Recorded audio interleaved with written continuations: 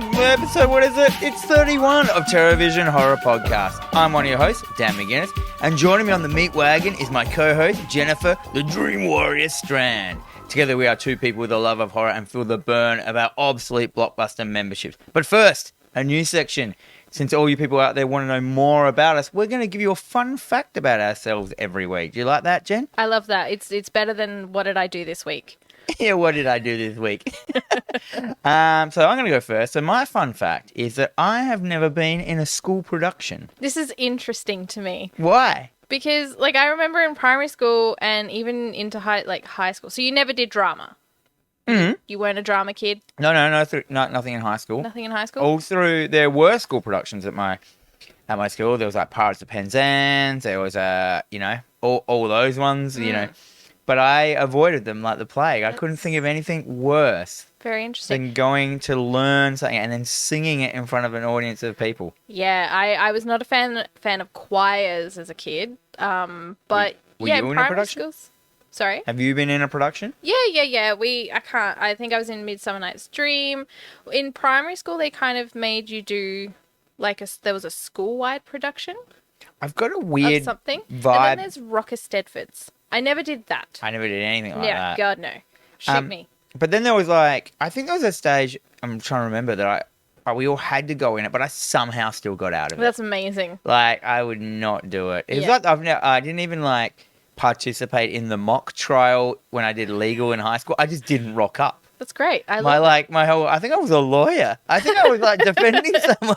You were the main character. Yeah, I've just got this weird thing about organized productions or events or singing, or I just can't do it. I've never been in a band. I never will be. I just can't. That's interesting. Well, yeah, I did. I was a drama student in high school, mostly because I didn't want to do math or science.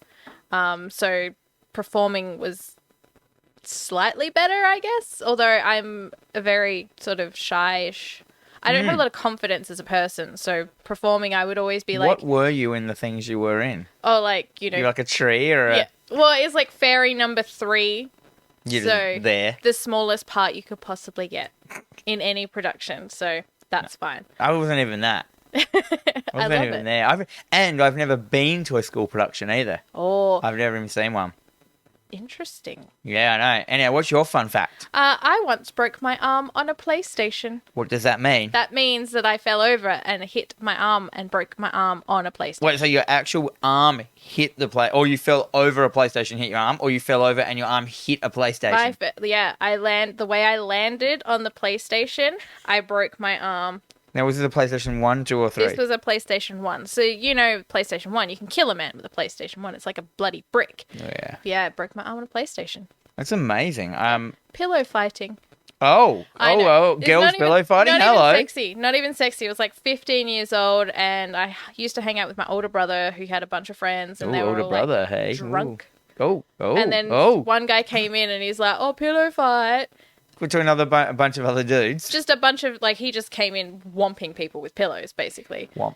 So it wasn't even like a pillow fight. It was aggressive. It was violent. It was a flat out fight. And it took a week before my mum sort of thought, yeah, let's take her to the hospital. Was it a compound fracture, like in all the great films? There's bone sticking out and took your mum a No, week? nothing that exciting. It's I think the carpet keeps getting bloody. Maybe we should take her to the hospital. Do it. Yeah. So that's a fun fact about me. Excellent. So now you guys know a little bit more about us. We're going to get straight into horror news. Yes, each week, me and Jen take you through the horror news you need to know about. Welcome to Horror News. Heck yeah. So, Jen. the Toxic Avenger. What about it? Are you versed in the Toxic Avenger? I'm very versed in trauma, all things trauma, the Toxic Avenger and stuff like that. I had a stint as a teenager. I think we all did. Where Tromeo and Juliet was my favourite. Yep, I remember that one. Yes. Well, it looks like they are going to be remaking it, and Peter Dinklage is going to be in it. So Peter Dinklage, the what's his name in Game of Thrones? What's his name? That guy? The guy, yeah. The little man. The one who drinks and fucks Drinks. all the time. Drinks and fucks. That's everyone in I Game don't of watch Thrones. Game of Thrones, so I couldn't. Yeah, tell you. he's one of the Lannister brothers. Yes, that's right. Whatever. He is the small man. Yes. I'm not sure what the PC version of that is because I'm not really into have ever been experienced. Like, I know lots of things that aren't PC. Yep. We don't want to say those. Yeah, fair enough. Anyhow, who's he going to be? So I believe he is going to be. Toxie. Yeah. But wow, they're really taking a different vibe because Toxie is known to be massive. Yeah. Well, I think he's going to be Toxie before. Toxie before Toxie? Yeah. I reckon he'll be small and he'll get paid out for being small and then he'll turn to the Toxic Avenger and will be a huge person and then takes the role? Yes. Or maybe they'll just CG his face onto a big man? Well, he was a big man in the Guardians of the Galaxy movie. Was it Guardians of the Galaxy? Was he in that? In the Avengers, when Thor had to go and relight the dying star and the guy couldn't make anything. Oh, yeah, no, but he was just a giant. I know. Like, he was still him as his dimensions, body dimensions, but he was just a giant version of a smaller man. He was a dwarf, wasn't he? Yes. Because dwarfs make weapons. Yes. Yes. In stars. So I'm super keen for anything, like any trauma that they're going to remake because it's just ridiculous. However... Oh, there's a catch? There is such a catch. I mean, if you're well versed in these series of films, they are so un-PC. They are not appropriate at all. Like the original film was just there was a lot of rape in there. I don't know if you remember that. There was a bunch of rape. There was a bunch of like other stuff. They're very mean-spirited films. Like people get Tromers. killed like for no reason, if you know what I mean. They just like, oh, this is a scene we have to have, but there's no one dying in it. Let's just kill a grandma. Yeah. Let's just run over a grandma because it's so funny. Yeah, it's very offensive filmmaking, and that's why I think Troma has survived all these years because it is just like the trash panda of filmmaking. Yeah. And I love it, but I just don't know how they're going to, because this is going to be a mainstream sort of film. I think Legendary. Are they doing it? They're doing it. Well, they're not like a 2-bit company. They got their shit together. Yeah. I mean, it'll still be probably like an MA pushing an R. I don't know. It should be R. I mean, the Toxic Avenger is pretty much the only trauma film, though, that has a good message. It's all about anti-bullying? It's all kind of anti-bullying, but it's more like cleaning up the planet and all True. stuff like that. It's anti-pollution because he's created through toxicity and stuff. So he's got a mop. He's going to clean up everyone and stuff like that. Yeah. I always remember there's that scene in it where like the dude gets the weights put through his his head, like the dumbbells, and mushes off the top part of his head, and like his tongue still sticking out. It's like heavy violence. Like, the violence in it's crazy. This is an R-rated film, like, you know. I always get that, but then you got the other ones that were like not as much, and then you had the cartoon series. Toxic Crusaders, which is really funny because I was recently watching that. You can watch them on YouTube. Oh, really? Yes. And he was like Toxie in that. Toxie! Yeah. And there was like Snozzle or the Nose Man, whatever. Yeah. It's so much fun. I mean, it's no Captain Planet, but... Yeah, maybe. But they still had plenty of merchandising. All the toys made it to Australia. And the toys are back. Oh. Well, a couple of years ago they were back. So Super 7 started doing a bunch of like reaction figures and like a giant Toxie, which I really did want to add to my collection, but it's too much, unfortunately. Troma's recently they've just celebrated their 4th decade of filmmaking. So I know, right? 40 years of Troma. That's what that Troma dude, the main guy. Yeah, Lloyd He looks Kaufman. so weathered, eh? Oh, yes. And he would have been through so many lawsuits and... Oh, but he's so much, like, he gets into it. He's still heavily involved. He's still, like, super fun. And he's just really, like, happy-go-lucky kind of guy as well. He seems like a dodgy businessman, like or a car salesman. Yeah, he used to sell dodgy cars to people. Anyway, so is there a release date or something on this or anything? No release date as of yet, but we'll see how that goes. Like, I'll definitely keep an eye on this one. Do you have a favourite Troma film? I think Romeo and Juliet was my favourite. It's pretty good. When I was, like, 12. I mean, Toxic Avenger is pretty good as well. Like, probably second. And then I also like Surf Nazis Must Die. Yes. Was Class of Nukem High a Troma one? I think it is, yeah. I mean, there's heaps of them. There's there's like Sergeant Kabuki Man. Remember I that? have that. Yeah. I do have that. I've got a collection of Troma films still on DVD. Like, I got rid of my DVD collection. But you kept a couple. Couple of years ago, except I kept all my horror and all the really weird, obscure, hard to get films because I picked them all up for like $1.70 when I used to work at Easy DVD. Yeah, why wouldn't you? Yeah. Anyhow, we'll keep a lookout for that.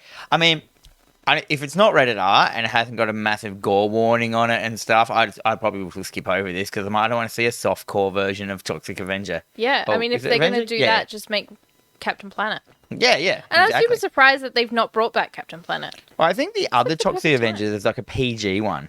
Like someone else, like you maybe like the third one or something like that. I'm not sure. But yeah, I like Toxic. He's funny. Yeah. Anyway, what's next? What else is happening in the news? Well, this is a super happy one for you, Dan. Clive Barker reclaims rights to his Hellraiser property. Yeah, this is great. So, for those who haven't been following this, he's been trying to get his rights back through selling the rights when he made the film. Yeah. Which means he made the first couple of films, but then it went on. They didn't need him. Excuse me. And they went on, and that's why we've been having a slew of really low budget crap Hellraiser films forever. Yes. That have nothing to do with Clive Barker. They have nothing to do with the lore. I mean, some of them might try and hatch in, colour in a bit of the lore from the Clive Barker lore we're talking about, like all the actual proper stuff. But yeah, so he's just been through this lawsuit, and it's under the thing that is it 35 years you get it back? Yep. So it's the Copyright Act of 1976. There is a 35-year moratorium in which an artist given his property back after such time has passed. And yeah, it's been about 35 years. Yeah, it has, definitely. And then there was so there was this one, which was the famous one, and there was the Friday the 13th one, and that went messy.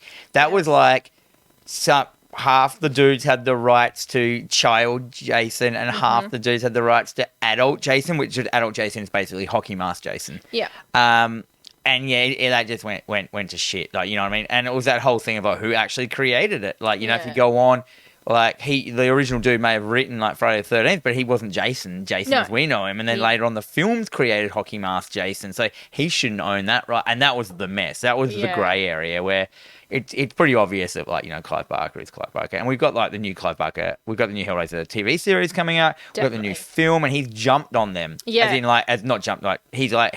They've welcomed him in as producers and stuff like that with the TV series. The movie, I'm not sure yet, but this is going to be great because I'm hoping he's going to be a massive stickler to his lore. Like, go, no, actually, like that, we can't have that. That's whack. We're having no Cenobites that are made of CD players. We're not going to have any of that shit. And like the latest stuff in his latest book, like the Scarlet Gospels, there's some really weird shit going on there. Like his version of hell that I didn't know. Like the labyrinth of Leviathan's labyrinth is only one tiny part of it.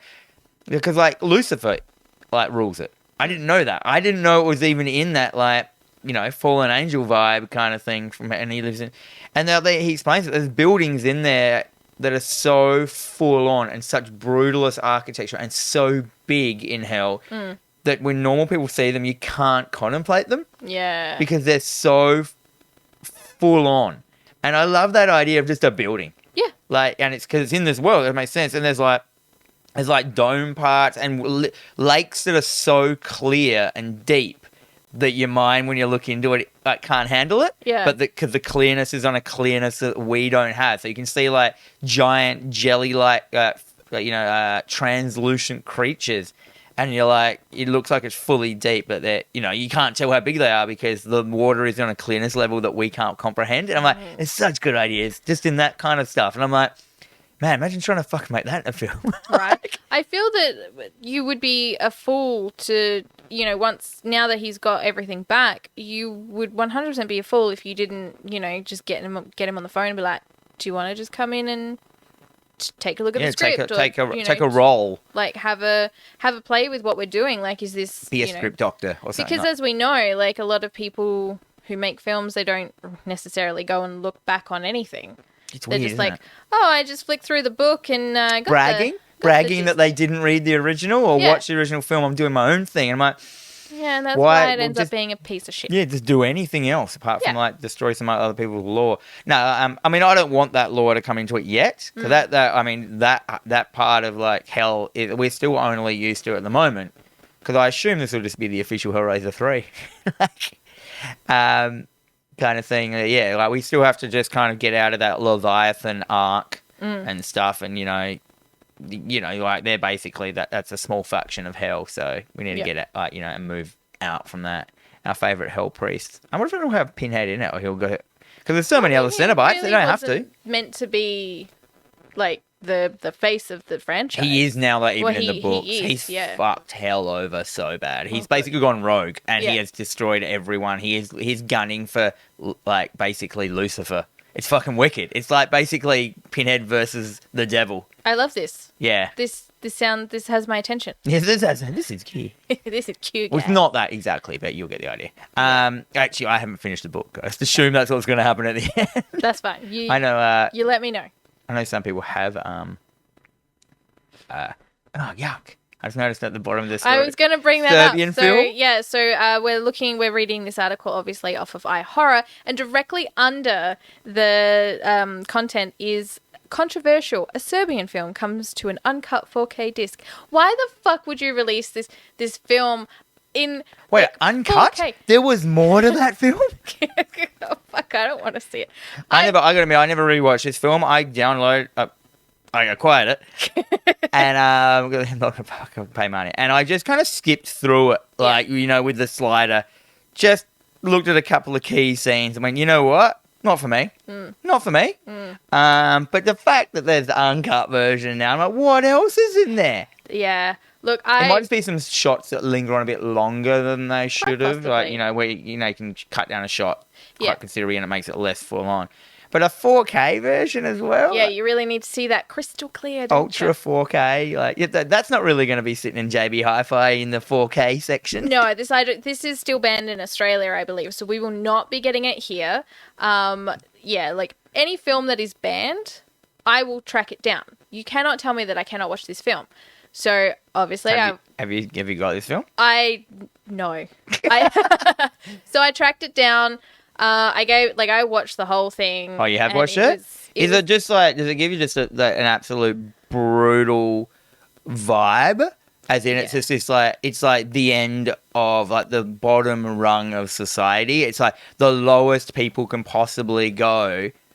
And then not the people that are doing the bad stuff, but the fact there are people that are encouraging and creating these situations purely just to make feel like, you know what I mean, they're the lowest rung of human, not even the people that are like drugged and like in the, you know what I mean, like it's just so. And to know that it was created because it was happening, like a guy wanted to show that this was happening in his country, so he created this film for that exact reason, and to know that it's basically true. It was like I got to the end of it and I'm like, I need to go and like shower, pat a dog, or shower a dog. Maybe I need to call my mum.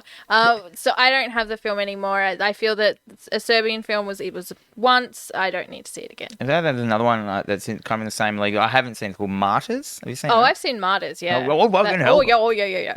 Actually, not a bad film. Very well shot. Nice soundtrack. Anyhow, what else has been happening? I don't want to we don't want to give Serbian film any more of our time. So this article, so Warner Brothers considered bringing Mortal Kombat to HBO Max, but theatrical release is still expected. Now, as we have got this article was published 3 days ago. It has since changed. So Mortal Kombat, Godzilla. So this is the Mortal Kombat film that was just shot in our bloody city recently. Yeah, it was great. So they are coming to HBO Max, which means that they will only get a theatrical release in Australia because, of course, we don't have HBO Max unless you have a VPN. So get a VPN and you can watch it. Avoid going to the cinema.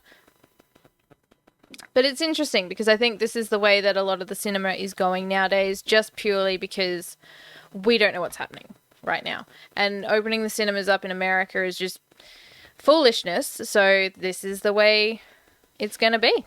Yeah, right. So is that a picture from the film on the article? No. That's whack. This is like from the game.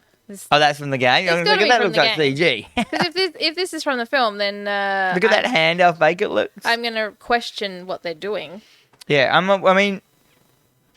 going to question, like, this film. I have no idea. This can go any way. Well, they are Mortal being Kombat. very tight-lipped. Like, Yeah. there's no Is there even a trailer? no trailer. I haven't seen any, like, leaked pictures. Usually there's like, oh, check out. This was blah, blah, made blah. in our city. Like, Yeah. I have customers at work who worked on the film, and they have, like, the Mortal Kombat crew buffer bomber jackets because they worked on set and all stuff like that. And Yeah. one of my other mates was the he was the what are those things called? They draw the pictures for the storyboarder. Thank you. I was like, soundboarder? The, No, that's not right. the picture man. He was like the storyboarder, like artist and stuff like that. And yeah, a whole bunch of people I know, like creatives, got a lot of work out of that film, which is great. And that's what films do. They come into a city, give it lots of people work, and then they fuck off. Yeah. Because they finish. And they had a really good rap party. And yeah, I've actually Braden, who I do, who works at Greenlight and stuff like that. He has like a little like film company. Yep. Where he called BD Media. And he does stuff like he does a corporate kind of, videos and stuff like that. And where the rap party was for Mortal Kombat, Yeah. he was filming a corporate thing before it. And then they left. And as he was packing up, all the Mortal Kombat rap parties poured in. Oh. All the actors, everyone. It was free drinks, free food. So he just stayed there. Yeah. Because he was in there packing up his gear. And they just would've thought, stayed. person with camera. Yeah. That must be like... Right. So he stayed there. He had the best night of his life. He met all the actors. He got to hang out with people. He Damn. got free food and booze. And he said he had the best night Oh, ever. Braden, you lucky son of a bitch. Hilarious. Got to hang out with Donnie... No, what was his name? Is it Donnie Yen? No. No, Donnie Yen's not in it. No, what? I don't know. There's someone in it really cool that that was in like the guy that played Itchy the Killer, I think, from the Mickey films. Anyhow, Yeah. anyhow, there's all the whole bunch. Here we are down here. Oh man, there's so many people in that film, eh? Well, they are promising gory fatalities in this film, so I'm very curious. We've been promised an R rating. Well, that's America. So an R rating in America is equivalent to an MA. I don't want no MA Mortal Kombat. I want an R-rated Mortal Kombat, and I want some spine ripping. Maybe it was Lulu Lin that was like the guy. I can never remember actors' names and stuff. No, definitely not. Don't worry about it. Don't worry about it. Don't worry about it. Don't worry about it. Don't worry about it. Just ignore that. Anyhow, let's go on to our next section, which is the movie SpoilerCast. Yes, every week Jennifer and I set ourselves a horror movie to watch, and then we go through it scene by scene and spoil the fuck out of it. It's a deep dive into glorious gore, hard edits, cheesy acting, and directing madness. Oh, yes. Madness! Welcome to the SpoilerCast. It's not that. That's a triple J. It's like a triple M radio, $5 cash. We have a rating system. What's our rating system, Jen? All right. So for those of you who are just joining us, so we have A, awesome, everybody should watch. B is beer and chicken wing group movie. We've got F for fun and dumb. C is a classic that's worth a watch. U is underrated. G is good for its time but is not held up. We've got the J, Jen special, so it's a film relative to my personal interests. We've got the D, Dan special, which is relevant to Dan's personal interests. We've got a W, which is whatever, so off my radar. We have the Kesha, which is a low-budget hot mess. And then we've got the McConaughey, which is the fucking fucked. Don't watch it. Yeah. You can just listen to us talk about it and you will probably have a better time. Now, we've got a film this week that everyone's been like throwing McConaughey's out at it left, right, and centre. Yes. And we decided to watch it because it had the horror hashtag attached to it, Yep. and so we piqued our interest, and we watched the New Mutants from 2020 as part of the in conjunction with the Marvel universe. It had some like in association with Marvel, next to Marvel. Like no, there was no Stan Lee in it, or even a CG Stan Lee. This would be the first Marvel film without at least some sort of reference to Stan Lee. Yes, this was the last film that his name was on as executive producer. Oh. Yes. So it's directed by Josh Boone, who also directed The Fault in Our Stars, which, as my understanding, is it's some weird cancer movie, romance movie. But, yep. And he's also been directing and has writing credit for the upcoming 2020 version of The Stand. Is that a TV show? Yes. Yeah. Yeah. Yeah, because that's not the standard is not film length. No. Screenplay again by Josh Boone and Nate Lee, who did Bad Grandpa, which Jesus. is a film that I am aware of, apparently. It stars Maisie Williams, as we all know from Game of Thrones. She's like the little... Arya. Was that her name? Yeah, sure. The Stark girl. Yeah. I think her name's Arya. If not, who cares? Yeah, I don't care. Anya Taylor-Joy, who was in The Witch. The Vivitch. The Vivitch. And she's currently in The Queen's Gambit, which is on Netflix. Yeah, she's hot property at the moment, eh? She is very hot they're like, that girl's eyes, they're so far apart, she needs to be in everything. She looks like a lizard. Get her into a film. She freaks me out a little bit. I know. She's like a chameleon. Her eyes look in two different directions. And also Charlie Heaton, who we all know, he's the older buyer boy in Stranger Things. Yeah. Is that Will's brother? Yes. Yeah. Yep. He's the Winona Ryder's son. Yes. Which doesn't really make sense, but yeah. No. So this film had a budget of between $67 to $80 million. And the box office return in America was 46.1. It's a fail. Million. This is a hard fail. But it happened like peak Corona as well. It's been bought out like no one's going to pay for this film. No one's going to go to the cinema and watch this. No. Although Dion did, and he paid $20 and he's mad about it. Suck a dick, Dion. Dion. So before I read out the synopsis, here's a little bit of information for you. This film had 5 initial release dates. Release date shifts, might I add. So the original release date was April 13, 2018. It was then pushed to February 19, 2019 because they wanted to do reshoots. Mm-hmm. Now, the reshoots were because they didn't feel that there was a big enough horror element to this horror film. Okay, sure. Fair enough. And Put more horror in. I'm down with that. Yep. Where was the horror? I didn't see any of it. Anyway, we'll get into that. August 2nd, 2019 was then the new date after the Fox-Disney merger.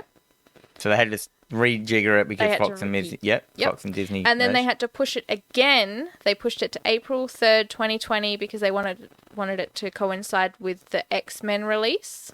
What X-Men release? I don't know, whatever X-Men film came out this year. Was there an X-Men film? I don't fucking know. I don't care. Maybe. Must be one of those under the radar ones. And then unfortunately, it was then again pushed March 12th, 2020 because of COVID. And then, of course, August 20th was its release this year. Wow, so that's like 2 years of mismatch hell. Yes. So this is also the shortest Marvel film to date, running at a total of 94 minutes. That's cool. Yes. I don't mind short films. No, it certainly worked in this film's favour. So yeah, it was given like reshoots to add more of a horror aspect, but then director Josh Boone stated that he felt stifled in having to tone down the horror. So I don't know. So they wanted to add more horror in, but then whatever he did was too horror, and they wanted to push it back a bit. I gotta admit, there's some pretty good things in this film, which we'll get into. Like, we will. So it's time to face your demons. 5 young mutants, just discovering their abilities while held in a secret facility against their will, fight to escape their past sins and save themselves. Yeah, good, whatever. Yeah. This film is one of those films that only had like 6 people in it. I love a small cast, so maybe that's why I was like interested straight away. I was like, oh yes, this is it. This is it. So this film, I'm just thinking about on its initial release in 2018. Yeah. So it had Charlie Heaton. He's hot property from Stranger Things. I mean, he's not the cute. He's not the strangest thing, but he's one of them. He's definitely strange looking. He looks like... He looks tired. I feel he looks like... I don't know. Like a cat that's had its face pulled back. You know when you grab your cat and you mush your hands over its face and make it look thinner than it is? Yep. He looks like that, done to a human. Yeah, so he's not the hot property of Stranger Things. No, that's Hair Man. Yeah, is it Joe or Big Joel? Big hair. Yeah, him. And then, of course, so... That was the little kids. They were sexy as shit. That's just wrong. So there's, Talking about Serbian film, right? Oh, yeah, again. Yeah, okay. Whoops. So yeah, we've got Stranger Things, lad. We've got Maisie Williams, hot from Game of Thrones, and then... Anya Taylor-Joy has just started to sort of she's starting to make waves in the indie scene, so with all the films that she's been doing. Yeah. So these kids are hot property. Hot property. now Nah. she is Anya. Oh, the other girl is as well. Is she though? Queen's Gambit, like you talk, like Yeah, Chameleon no, girl. she's hot property right now. But Yeah. now that Game of Thrones is over, do we really care about Maisie? Well, she's very like straight away. When I saw, I went, "Oh, Game of Thrones girl," Yeah. and I gave it more probably attention than I would have. So she's still got a bit of like weight. She can still swing her proverbial dick around a bit.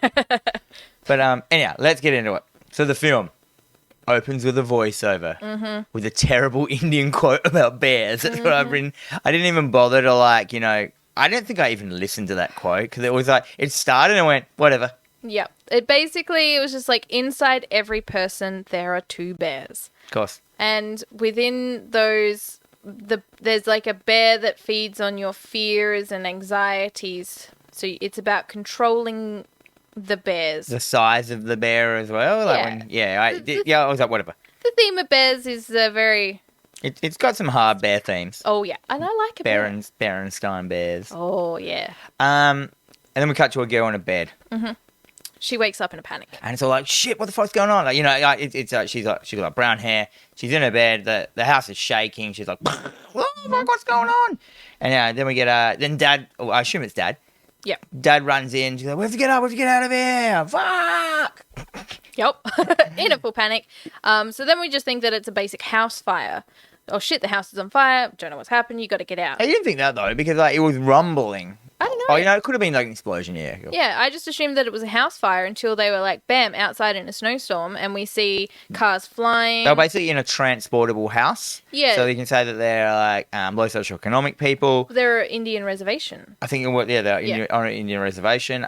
You see their house actually flip. Yeah. And fucking, the whole house goes up into the sky and falls down.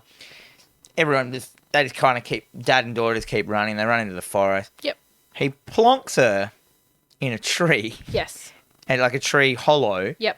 And I'm like, he goes, I'm going to go help people. And I've got to help people and include, what are you going to do? Yeah, what? So number one, you leave your daughter in the forest. Number two, you go back to help people. Anyhow, 1 second later, monster sounds of a monster eating someone. And then good old dad corpse gets thrown into shot. And you're like, great. How many people did you help, mate? Was it worth leaving your daughter? Couldn't even fucking help yourself, mate. You could have just Calm run down. off with your daughter. Right. And it wouldn't have been any different. So that dad's a dickhead. So dad, worst dad. Yep. Worst dad dies. Yes.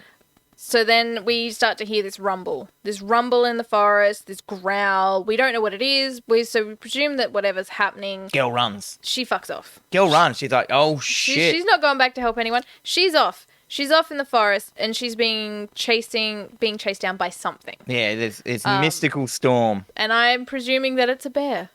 Because I didn't. of all the bear talk. I didn't. No? No, I presumed it was like, I thought, I've got actually, my notes in here are my theories as I was watching it. So we'll get into it. Yeah, I just thought it was a bear. I didn't. I thought it was going to be like something. Yep. But not a bear. Yep. Because it's too cheesy because there was a bear quote at the start, so that's stupid. Anyhow, so, she falls over. This menacing presence, jumps at her, onto her. She's like, we still don't see what it is. Anyhow, she's running. Suddenly wakes up. Yep. Didn't happen. Nah, or she's did in it? a hospital. She's in a hospital. Maisie Williams is spying on her through the vent. Yeah, you look up, there's a little kid looking at your vent, and the little kid buggers off. She's in the hospital, like, where the fuck am I? Yeah. This isn't a hospital she's been in before. She doesn't know where she is. She's like... that's her looking around with a snort. So she wakes up, she's chained to a bed, there's cameras in the room, kind of looks like she's in some kind of... She's not handcuffed to a bed, but she was supposed to have two handcuffs, it looked like, and she'd gotten out of one somehow accidentally. Well, they just forgot it? Yeah, maybe she's not strong enough, that's her good hand. They've got her good hand down, and the other hand is just... That hand looks weak. We're not going to handcuff that one. Waving in the wind. And yeah, so she gets out and starts dragging her bed around the room to look where she is. Yeah. And Yeah, she basically just dragged a bed around the room for a long time. I'd just be like, "Oh, fucking hell, what's going on? I'm not I getting just would have waited. Do you know what I did? I didn't I just would have beeped the nurse buzzer. just continuously. Can you bring me a jelly? Like, since I'm in hospital, I Yes, want please. jelly and, what else? the chalky milk or something? Yeah, jelly chocolate milk. Thank you. Yeah, thanks. Goodbye.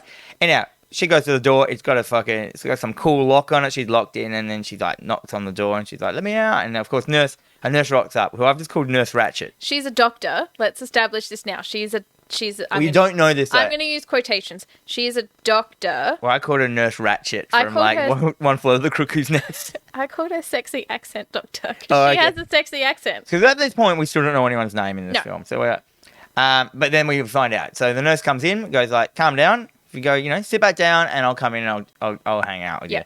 She sits down. Nurse opens super lock. She comes in. She's like, "Hey, Danny, what's happening?" So we Yeah. find out the main character's name is Danny, and then we find out the nurse's name is whatever her name is. I think it's Dr. Reese. It's Dr. Reyes. Reyes, yeah.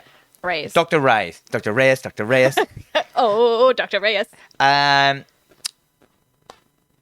She starts explaining to Danny that there was a level 5 tornado that hit her reservation. That's right. Yeah. Yeah. Fucking lies. Liza Minnelli No, lies. that's what it was. So she's telling her that this has happened. Unfortunately, everyone died. She's the only survivor. And then she goes into some people, exposition, when they get a bit older, you've heard of because this is in a world where the X-Men exist. So Yeah. everyone knows about the X-Men in this Yes. film.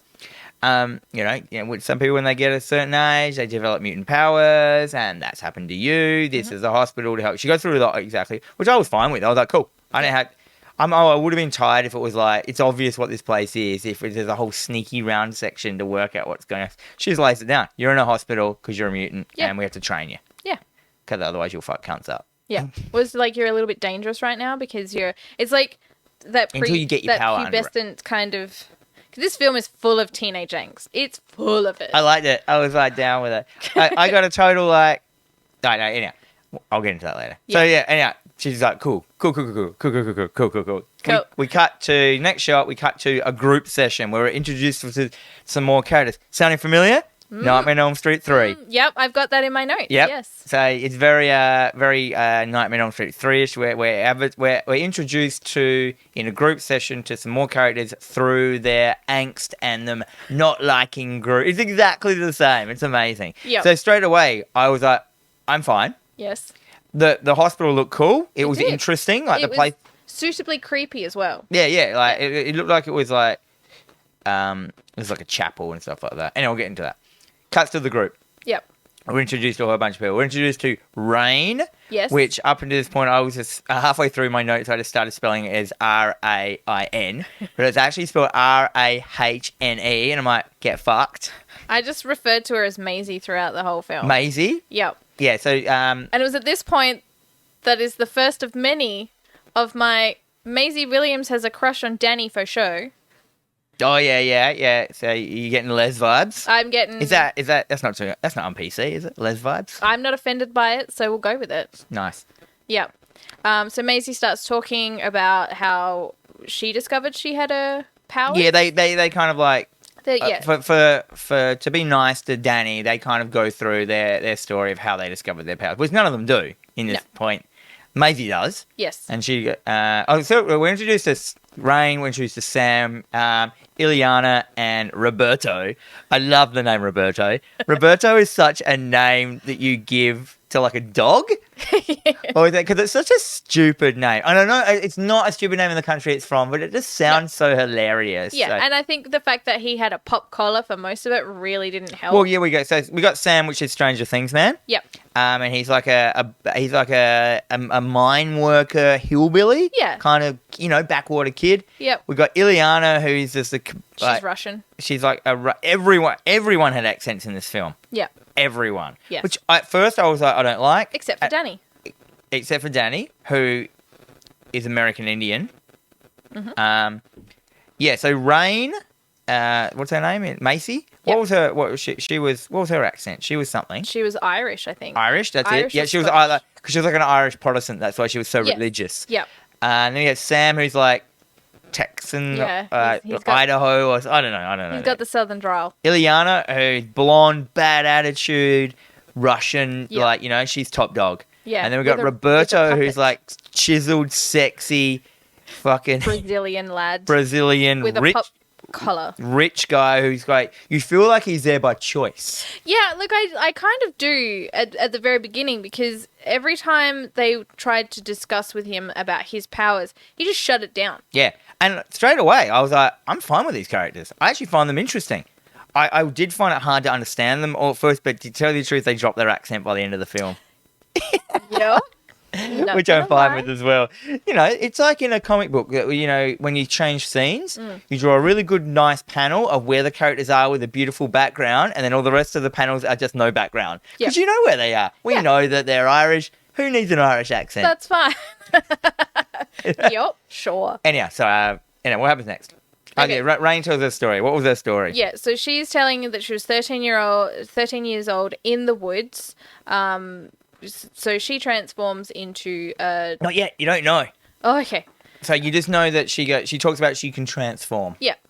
So she went to her local reverend, I guess we'll call him. Yeah, so you get a vibe that she's like from a small town in Ireland. It's very religious. She went to confide in her priest and showed her transformation. He just fucking went dog shit. Yeah, he basically called her a witch and just beat her up. And that's where they leave it there. She goes, and he beat me to half to death. So that's fucked. Anya, Ileana, she's talking... She doesn't really talk a lot. She's just, no one says anything from now. Like she's Russian with a purple dragon.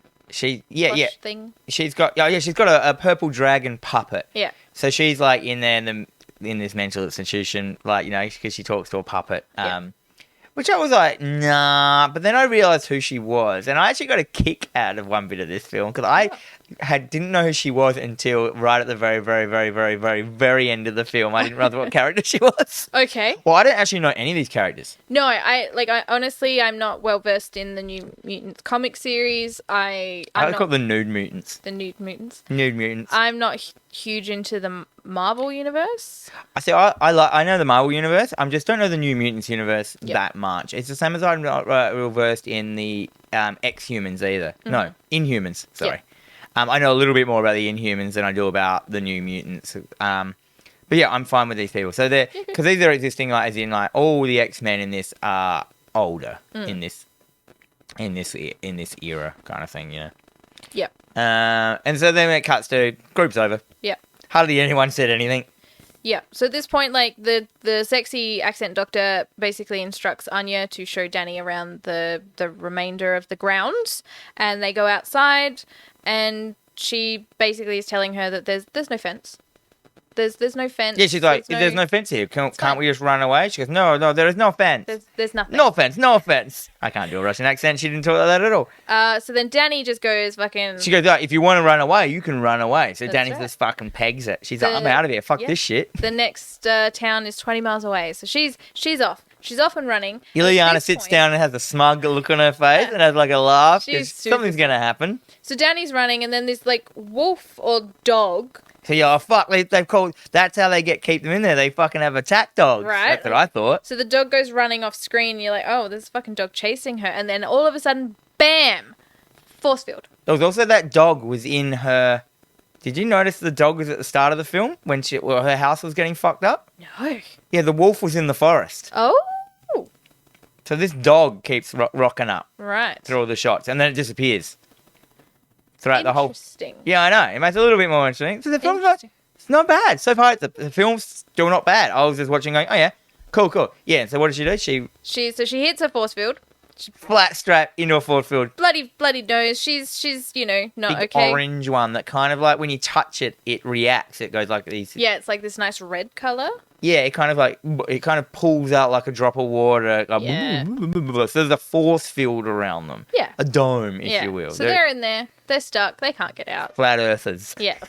Fucking flat earthers. So then, of course, like, Ileana just smug comments to Danny and...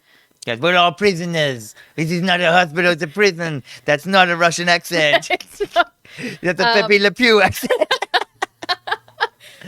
Sorry. Even better. I am known for how good my accents are. That's fine. And then I think Danny gets super pissed off and goes to try to attack Ileana, but Ileana just poofs into thin air. Yeah, so Ileana actually just disappears. She bamfs, as they call it in the X-Men universe. Yeah. So she's off, and then Danny... So Ileana can disappear. That's her vibe. That's what we know so far. So then Danny she sees this bell tower. A chapel. Chapel. A chapel. She goes up, kicks out the clock part, and... Yeah, she basically gets out. Yeah, she smashes the clock. She's on a ledge. It's like she's in a really probably about 4 or 5 stories high clock tower that's attached to the church. You know, the dinger-donger. The bell tower. That's it. Yes. She's out on the ledge. She's going to commit suicide. Meanwhile, there is you see this dog, wolf, whatever you want to call it, is watching her. Yeah, the dog's back. Dog's having a gander at her. We have a quick cut back to like a pair. You know, dad's dead. Yep. Everything's fucked. What's the point of living? What is the point of living? I got nothing. I got no reserve. I got no dad. I got no everything. I don't even know where I am. I'm trapped in a force field. Everyone's a dickhead to me. Yep. Time to end it. Bam. Then Maisie, little Maisie Rain. Maisie Rain. Head out, and she's my favourite musician, Maisie Rain. Hey, what you doing there? And she basically kind of... She talks her down. Talks her off the ledge. Talks her off the ledge through sass and friendship. Yes. Then they fall into the room together, and it's a little gay again. They kind of fall onto each other, and we get that, like when Shinji falls on Rei and grabs her like her prepubescent boob. Yep. Oh. It's a little gay. Yeah, and straight away you knew, like, they're going to go for, cool. There's the romance in the film. I don't like romance, but to tell you the truth, I didn't actually mind this romance because nothing, there wasn't much of it. It was more about, it was more about friendship. Yeah. It was just, and blossoming into a romance. Look, anything that has, a little gay subtext, I'm okay with it. You're down with that? I'm down with it. Yeah, for sure. So, Danny and Rain are off walking on the grounds. And Rain's giving her the real tour. She's giving her the spiel, like, we're here and this, and some of us are good, some of us are shitheads. And then as you see this, you see Sam... She's all about the rules. If you buy by the rules... you can go to the next place. Yeah. So if you pass all the exams here, you get to go into the better place, which they're very much alluding to is Jean Grey's School of Learning. Yes. Which is, what's it called originally? Is it the Professor X? Yeah, but it turned into the Jean Grey School of Learning in Wolverine and the X-Men and stuff like that. Yeah. So I don't know what it's called nowadays. It's probably it doesn't even exist. I don't think it does exist. I think it got destroyed and who cares? I don't know. Anyhow, basically the vibe is that you're going to become an X-Man. Yeah. If you pass this place. So this is obviously the information that is being fed to them by the Doctor. So if you... Well, you still thought that. I did at this time. Yeah. I had this inkling and it did sort of go away at some point. But yeah, they were... Oh yeah, it went away real quick. It's like this, There's a hard scene where it's obvious. Yeah, so you do the right thing, you're going to go on to this school, and we all know that every mutant's dream is to go to this school and become an X-Men. Yeah. That's great. So then we sort of see Sam standing there, and she's talking about Sam. Sam's one of the good guys. He follows the rules. He's just trying his best. He's tethering himself to this giant fucking, slab of concrete. Yeah, with a big fucking steel cable around a brace or whatever. Yeah. So and then suddenly he starts to purple vibrate. Yep. And then I don't see. This is the point in this film when I thought Rain's accent was so thick at this stage I couldn't understand what she was saying. So I don't actually know what even Sam was doing. Well, he flies. Yeah. So he can basically vibrate I didn't hear what his power was. He vibrated and then can fly, really, really fast. So he's kind of strapped himself down to a tether and spinning around he's practicing flying, but basically he kind of just smashes into the ground and hurts himself most of the time. It's tethered flying. Yes. So my understanding is because he cannot control. Yeah. So if he didn't tether himself, he'd fly straight up to the dome, smash into that, and fall down and kill himself. Yeah. Yes. Which is, I'm guessing, how he has, because Sam has a broken arm. His face is all bruised and scratched up. Well, he says that Yeah, because Rain says, like, a lot of the time he just hurts himself, but she goes, but I actually think he's hurting himself on purpose. Yeah. Because that's how everyone's got their problems. So that's like his way of, like, punishing himself. Yeah. So yeah, I'm guessing he's trying to teach himself to control his powers. Then we cut to the lunchroom.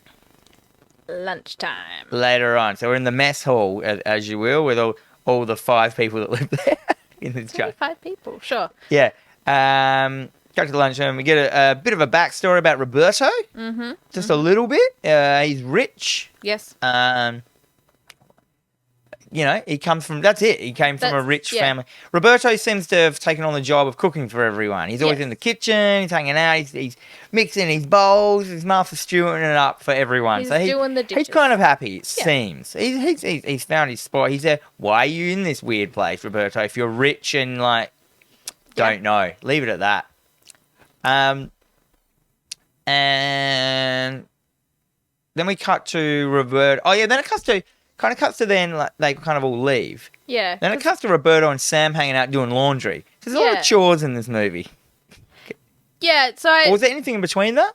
At some point, because I've got another little, like, note that says they're totally gay for each other. Yeah, that's what I got that from this scene. Yeah. But they're not at all. No, we haven't, they're crushing, they're vibing, there's something happening. And then I think, so it goes off to the separate rooms.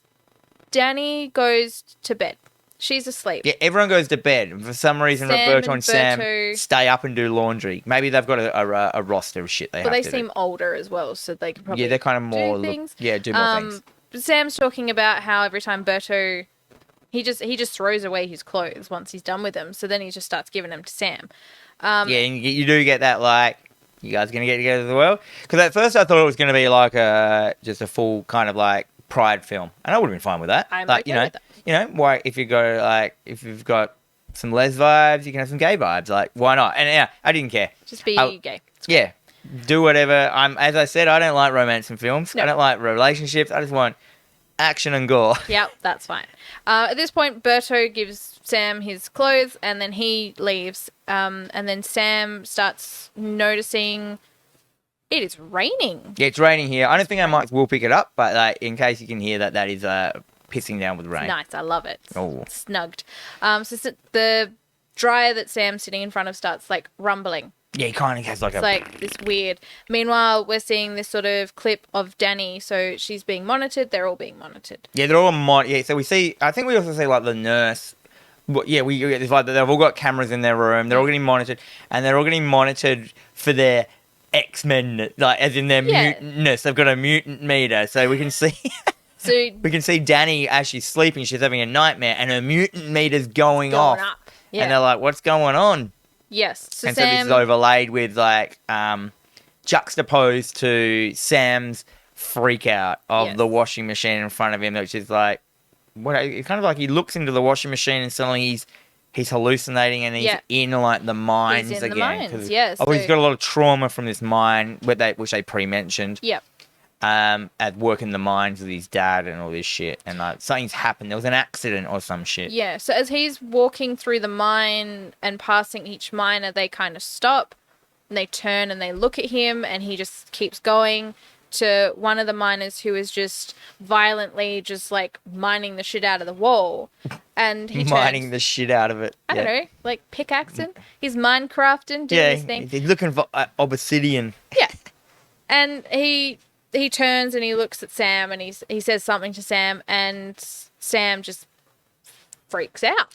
He freaks out and like his powers kick in and he kind of like because he can fly but he's not good at it. He flies himself back into the wall and kind of fucks himself over. The miners start to attack him. They go to it because they all turn on him. Yeah, but it like cuts back to reality and he kind of he's out. Flies back and like, knocks himself back into reality. He's like, what the fuck was that shit? So he's like, why am I hallucinating? And then that's kind of it. And you're like, okay. Yep. So obvious, and it makes it obvious.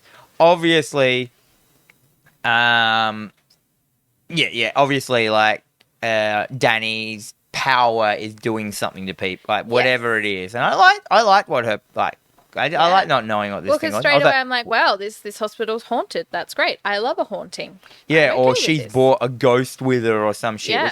So at this point, I thought it was like going to be some ancient Indian ghost or something, Pet Cemetery vibe. Yep, some poltergeisting. Yeah, some poltergeist. Oh, yeah. Cut to next day, shower scene with Danny and Rain. They're so young. No. Check out that. No, they're not.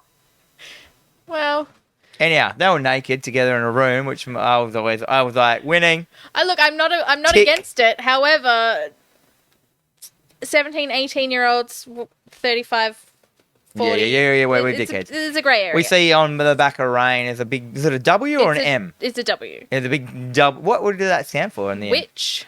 Yeah. She's got a big old witch burn, a W burn on her. And she's like, what's that?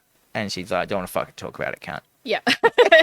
Yeah, fucked. Yeah, fucked. So basically we're under the assumption that, when the Reverend beat her up, he marked her as a witch. Which he branded her. Yeah. Literally branded her as a witch. That's just fucked up. That's the end of that scene. Yep. Cut to group again. We're back into group with controlled meditation. Yep. Control. This sounds awfully familiar once again. Yeah, I know. Control. It was just a whole scene of the doctor just saying, I'm like, you're not really a doctor, are you? No. It was just her just going, control. Control. Control. And yeah, that happened. And that's it. I reckon this scene would have been longer and they cut it. Probably. So Liliana's I'm having none of this. She's sitting there like a moody bitch. Everyone else is trying to do their So best. Liliana's also pushing out mad fucking attitude to Danny. She hates her. They do not get along. Yeah, so she's like she's top dog. Yeah. This her other dick girl's is bigger coming. than hers. None of this. Come on. No one talks about their powers that much. I mean, so the only one that they don't know who's... everyone knows what Ileana's power is, but no one mentions it to Danny. Yes. No one knows what Roberto's power is. He's never mentioned it. That's the whole point of his character. He's happy-go-lucky. He's rich. He's got powers. What are they? He just says... he doesn't actually say it. Yeah. Then we cut to the gang in the mess hall again. Yeah, they're in the common room watching Buffy on TV. Which is like called the mess hall, yeah. Okay. Yeah.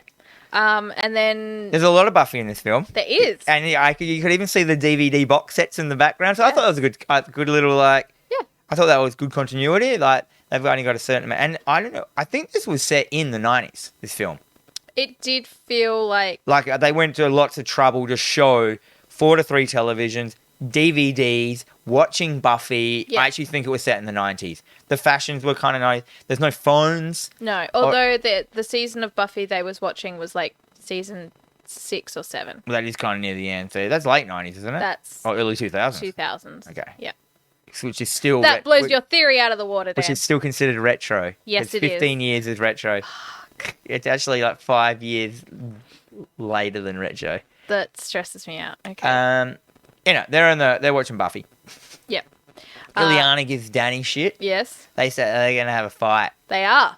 I'm keen. So Danny, that I actually hated Liliana at the stage. They did great for her character. I hated her. Yeah. She had so much attitude. She thought she was top dog. I just wanted her to get knocked down a couple of notches, which is always great. If you feel that about a character, it means that the film's doing great. Danny fucking steals her purple sock puppet. And then fucking Ileana loses it. Yeah. And then to get back her sock puppet, Ileana's suddenly her arm, like her right hand arm armors up, like it folds down like Spawn style, like with this like sentient armor, and a big fucking fiery blue sword just appears in her hand. It did look good. Yeah, and I was like, oh shit, what the fuck are you doing, lady? I was like, anyhow, Ileana, goes to basically kill Danny. Yep. Because she's bragged about that she's killed like 18 men or something. 18 men or some shit at this point. point. One by one. Yeah, so she's badass. Yeah. Fucking top dog.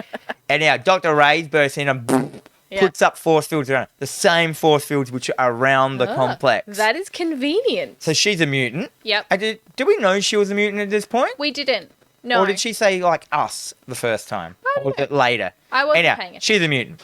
Yeah. So it's not that she hates mutants or anything like that. So we know that, that makes sense that a mutant be teaching them and you're going to move on to the X-Men Academy. So that's right. She puts up force fields around, cools down the situation. Yeah. So we've shown that force fields can be created. Yeah.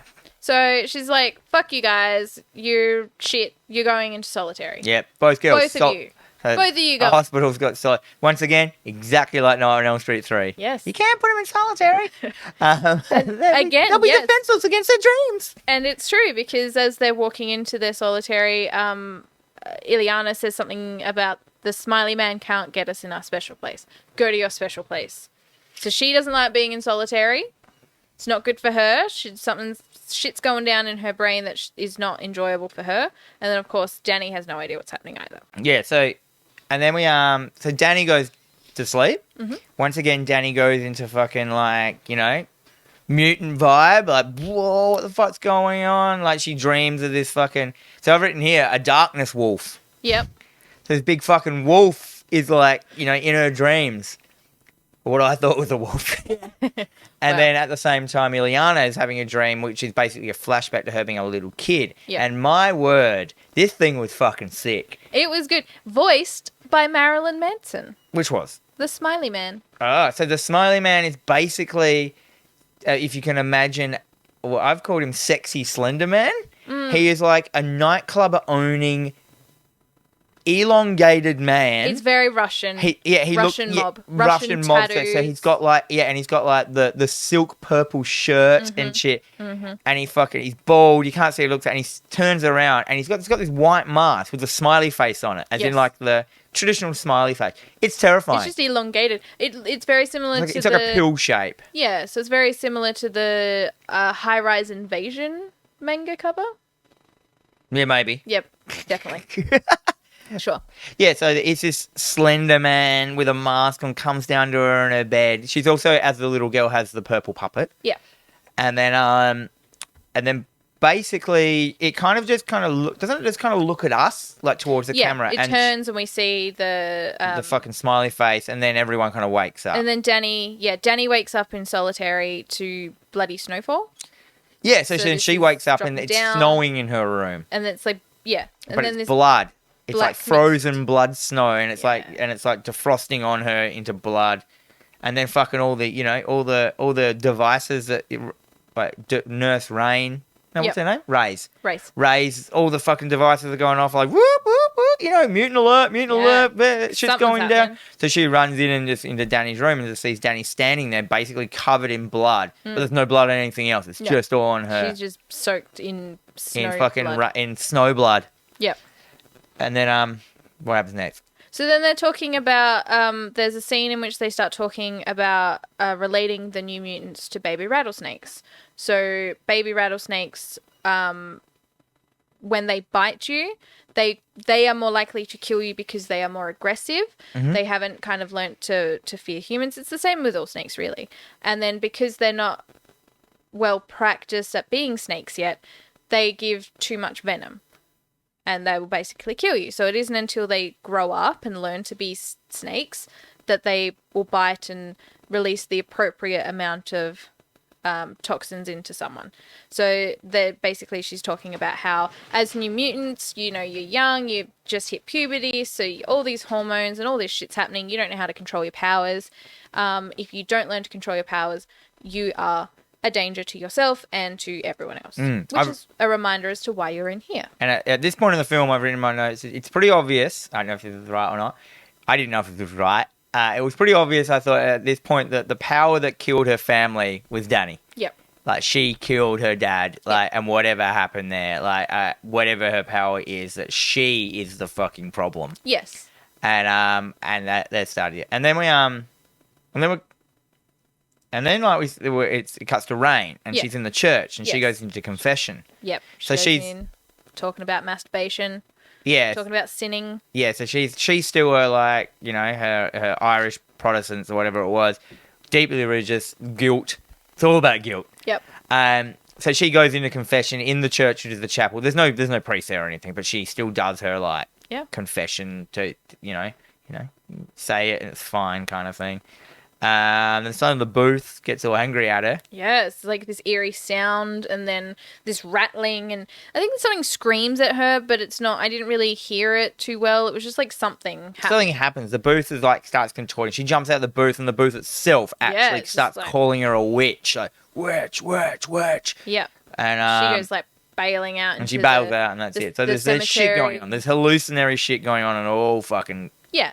So this point is this. We're talking about this is now 33 minutes in, and in my notes I've written there's 33 minutes in, and nothing overly exciting or interesting has happened. Are you kidding me? The Slender Man, like, I was sold on Slender Man. That was fantastic. And I was sitting there. But it was literally 2 seconds. Yeah, but I wanted to know more about all this shit. I had no idea throughout the whole film what the powers were of this girl, and I was really interested.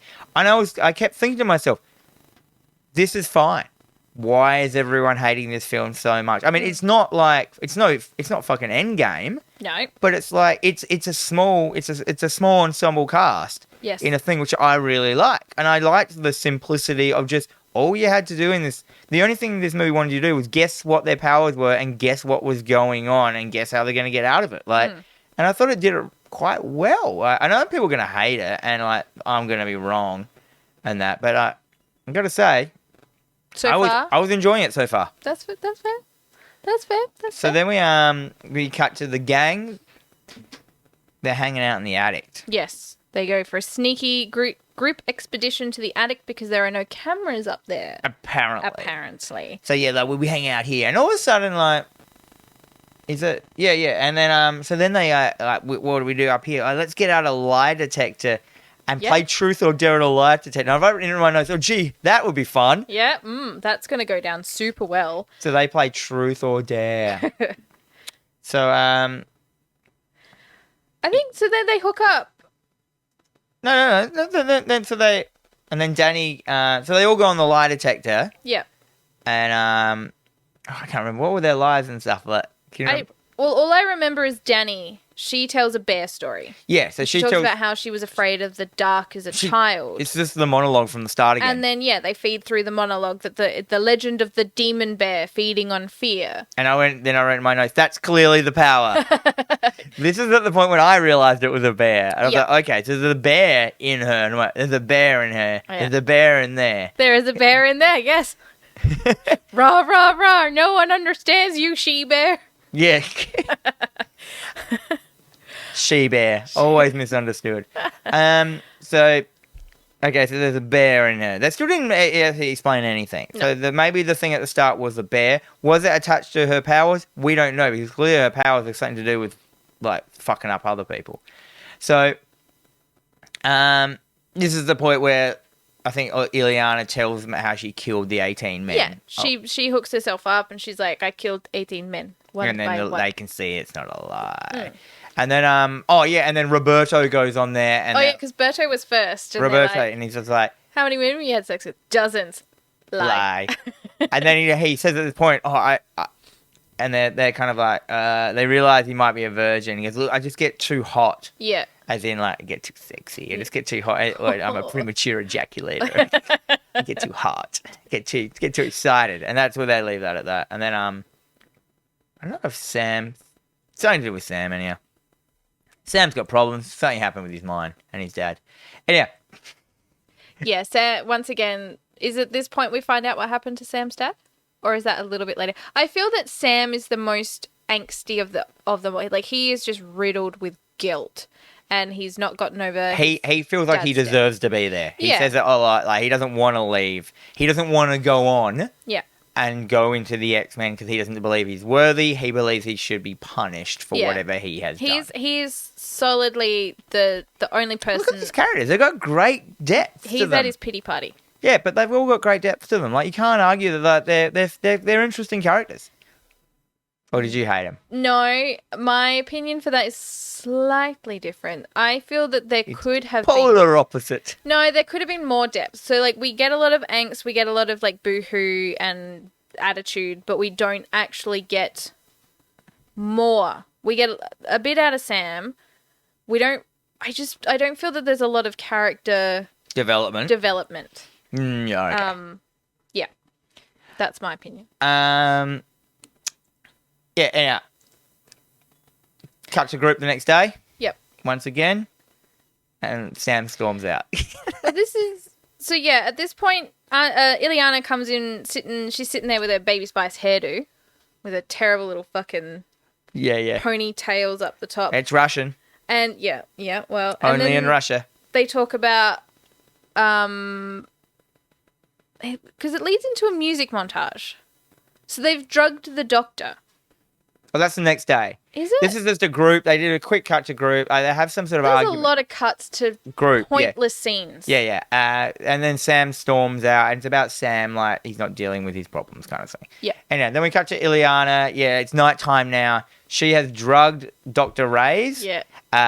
Not in a bad way, in a way that she's just with sleeping pills. So she, instead of watching the cameras, she's falling asleep. So they're like, let's go out and have some fun. Then there's a music montage of the group hanging out and having fun. Basically, this is the point where Ileana doesn't hate Danny anymore, but we don't actually see... Or as much.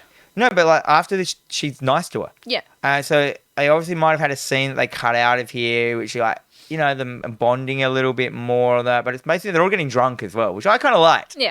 I was like, why are they partying without booze? And then it shows them drinking. Like, they're partying with booze. They're partying with booze. That's fine. So that's great. Underage drinking. Actually, it doesn't show any of the underage kids drinking. It's only the boys. The boys, yes. The boys. So, Sam and boys? Roberto. So Maisie and Rain and Danny go off. Rain explains how she gets around and through the vent. Yeah, so they crawl through the vent. She takes her through the vents. The ventilation system. It's getting a little gayer because they're like, let's just... face to vag in the vents. So they go off. Sam starts talking about... Yeah, they get out of the actual house. Yes. So she's got a ventilation. The only way out. She can escape the house at any time she wants. Yeah. Takes her on a hot date to the cemetery. Because that's hot. Yeah. Sam talking about he starts talking about how he had no choice but to go and work in the mines. So now we actually get Sam's story. So he was in the mines, he was forced to go and work there, and he started to get... Yeah, he's gotten a bit drunk, he's letting down his guard. Claustrophobic. Yeah. So while he's in the mines, he started to freak out, which means he got the rumbles, and he went off. Yeah, and his basically mutant power exploded. Killed everyone. He killed his dad and all his workmates, so that's why he's in there. He's basically punishing himself by keeping himself in this. He's basically hiding himself away, or he thinks he's too dangerous to be around people. Yeah, so he's freaking out. Meanwhile, we're not 100% sure where Ileana's pissed off to, because then we go back to Maisie and Danny walking through the cemetery, and they're laying under the force field, which is becoming gayer and gayer. And then it starts to rain. Yeah, so it starts to rain, but because they're under the force field, pretty. it's hitting the force field, rain, and it's like creating like the sky to go orange with little tiny circles, and it looks really nice. I thought that's kind of cool, and it's a cool idea. Yes. They're sitting there like laying, I thought it was weird. They're laying on someone's grave for a start. Yes. They're laying there, shoulder to shoulder, looking up, and they turn to each other. They're having their like talky scene, and I've just written in here les scene. Yeah, and I'm like, this is so gay, so gay. Did they kiss? So it cuts to Berto. No, then Roberto, he bails from Sam. Yes. He goes, I'm going to bed, and he walks through the swimming pool area, and Liliana's in there swimming. So she's gone to the pool to have a swim. Yes. To cool down. But she hasn't.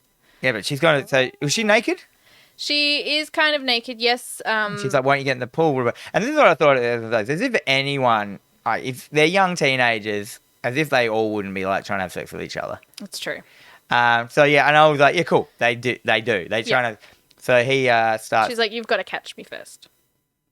Yeah. So they swim around the pool. Anyway, he catches her. They start to make out, and suddenly he starts to like steam, as in he's physically getting too hot. Getting hot. And he's like, sorry, I can't. And this is where we get Roberto's story of what the first time his powers came out. Yes. He's avoided it until now, and what his powers are. And basically, he's this buddy.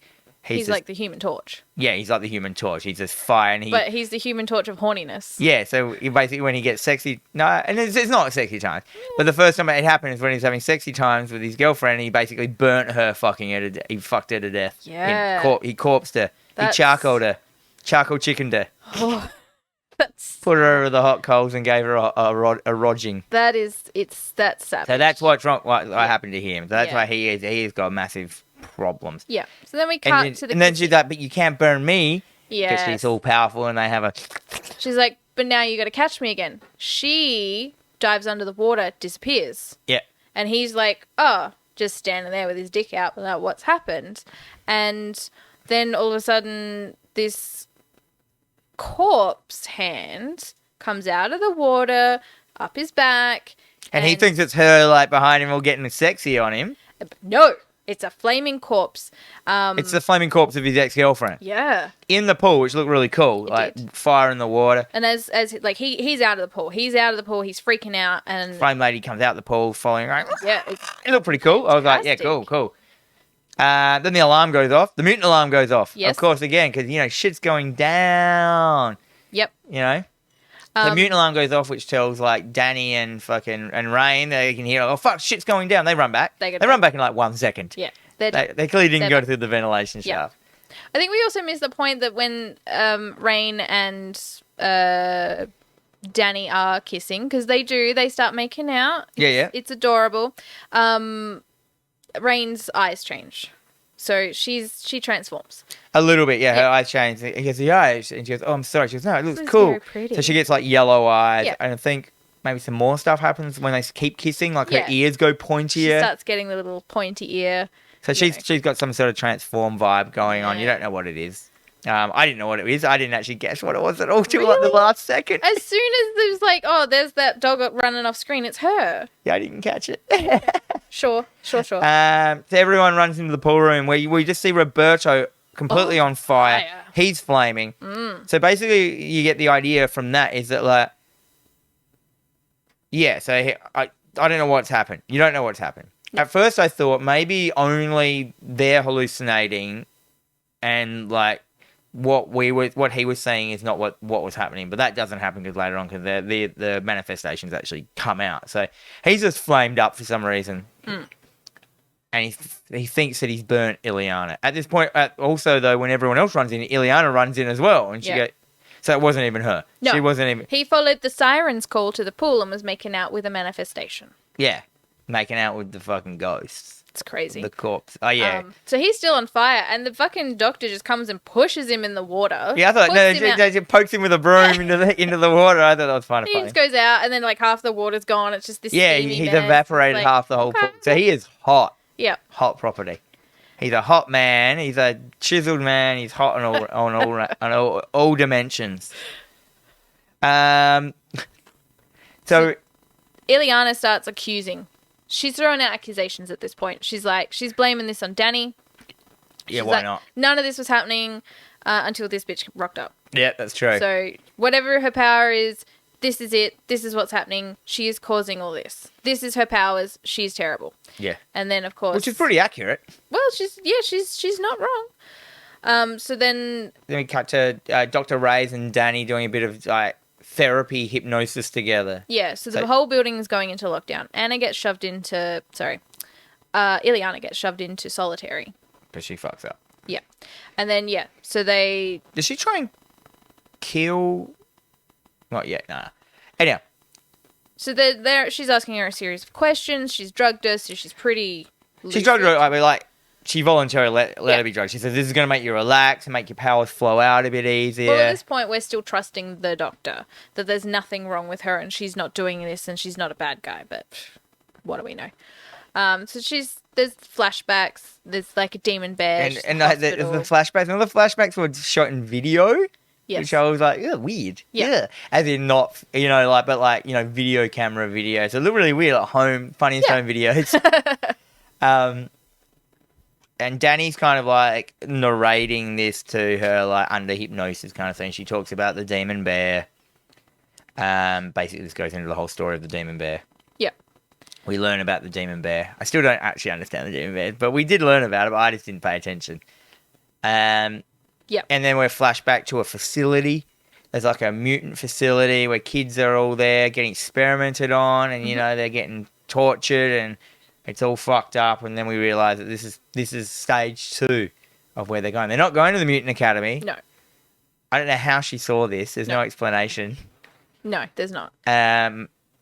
Maybe, anyhow, she gets visions of like what's going to happen next is fucked, and they don't actually want to leave this place. Yeah. Meanwhile, Ileana in solitary, the door starts, there's like a knocking. Well, first we go to Rain. She's in the shower, and then the fucking priest runs in. Oh, yes. So she's in the shower. So while Ileana's under this drug, all the hallucinations just go ham at this stage. So like the priest runs into the shower. He's all like fucked up. So she's clearly killed him Yeah. in her part, like previously, because he's got this full scratches across his face, and she's like, oh fuck. And then he attacks her. He attacks her and with the branding iron and brands her again. On the neck. On her neck with the fucking witch. Anyhow. And then Rain basically turns, at that stage when she's getting thing, we see her transform into like basically American Werewolf in London style, half wolf, half man. So she's basically a werewolf. Yes. That can change into a werewolf whenever she wants. Yes. Or when she gets Pretty sexy. much. Yeah. Wow. It didn't really seem like a wolfish kind of dog. It seemed more like a dog, but I'm not going to argue with it. It was pretty cool. Dag. Some kind of dag. Anyhow, everyone runs into the hallway to help Rain because she's yelling. Like they hear the screaming of her, like getting branded. Oh yeah, she fucked up. They run into the hallway, and then we see a wolf run down the hallway, a full wolf. And at this point, I still didn't know what. This is the point where I went, oh, she's the wolf. Because I thought she was like, I kept thinking she was like Beast Boy. Okay, sure. But that she could, she was the werewolf. I didn't know she turned into a whole actual dog. Yes. I thought she was just a bit half. Okay. Like, half wolf, half small child. Sure. So she turns into a dog. Yep. Dog runs into the hole. Everyone's like, oh, fuck, you all right, dog? She turns back. You see her turn back. She's naked, obviously, sitting there. And then Ileana confronts Danny about her being evil in this whole room. So this is like, you fucking... Yeah. You fucked it. And Ileana, she does her thing as well. She... Oh, yeah. She does this whole thing. She's like, you've brought the evil. This is how we get rid of it. And then we get this dimensional kind of change. Yeah, so basically she pulls out her armor again with the sword. Yeah. She grabs Danny and pushes her into basically, she creates like a vortex into another parallel like dimension, this new dimension. Yeah. So she's kind of holding her into it, like you'd hold someone over, like out a window. Yeah. Kind of a building. So she's got her by the throat and she's like, you're about to stab her into this parallel world. So you're like, fuck, Ileana's got some shit going. She got some powers. Like, it looks cool. Her eyes are all like blue. And she's gone full Avatar state. Yeah. And she's like, magic's flying everywhere and stuff. Anyhow, then what happens? So then it kind of just sort of, she pulls her out and then... Yeah, the doctor comes in and diffuses the situation. Diffuses the situation as always. And then, Anna gets... Oh, no. She gets out because Danny... Whilst Ileana is grabbing her, Danny, because she's in the state of like flow, she can see what her fear is, and she transforms her face into the Smiley Man face. That's right. Yes. So Danny actually uses Ileana's fears against, and she fucking freaks when her face turns into that. Yep. Which also didn't do Danny any favors to her case. No. Because then it cuts to Ileana in her room, and she's drawing. And then at this point, I've written. As if they would, after all this shit had just happened, as if they just put Ileana in a room and just not monitor her, not look at her. She should be like in the lab on fucking like shit. Like she's just gone crazy. She tried to kill all these people. Yeah, no.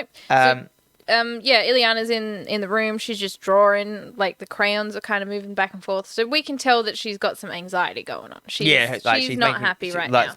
The crayons are on the ground, pulsing back and forward and rolling. I thought it was very cool. It was very good.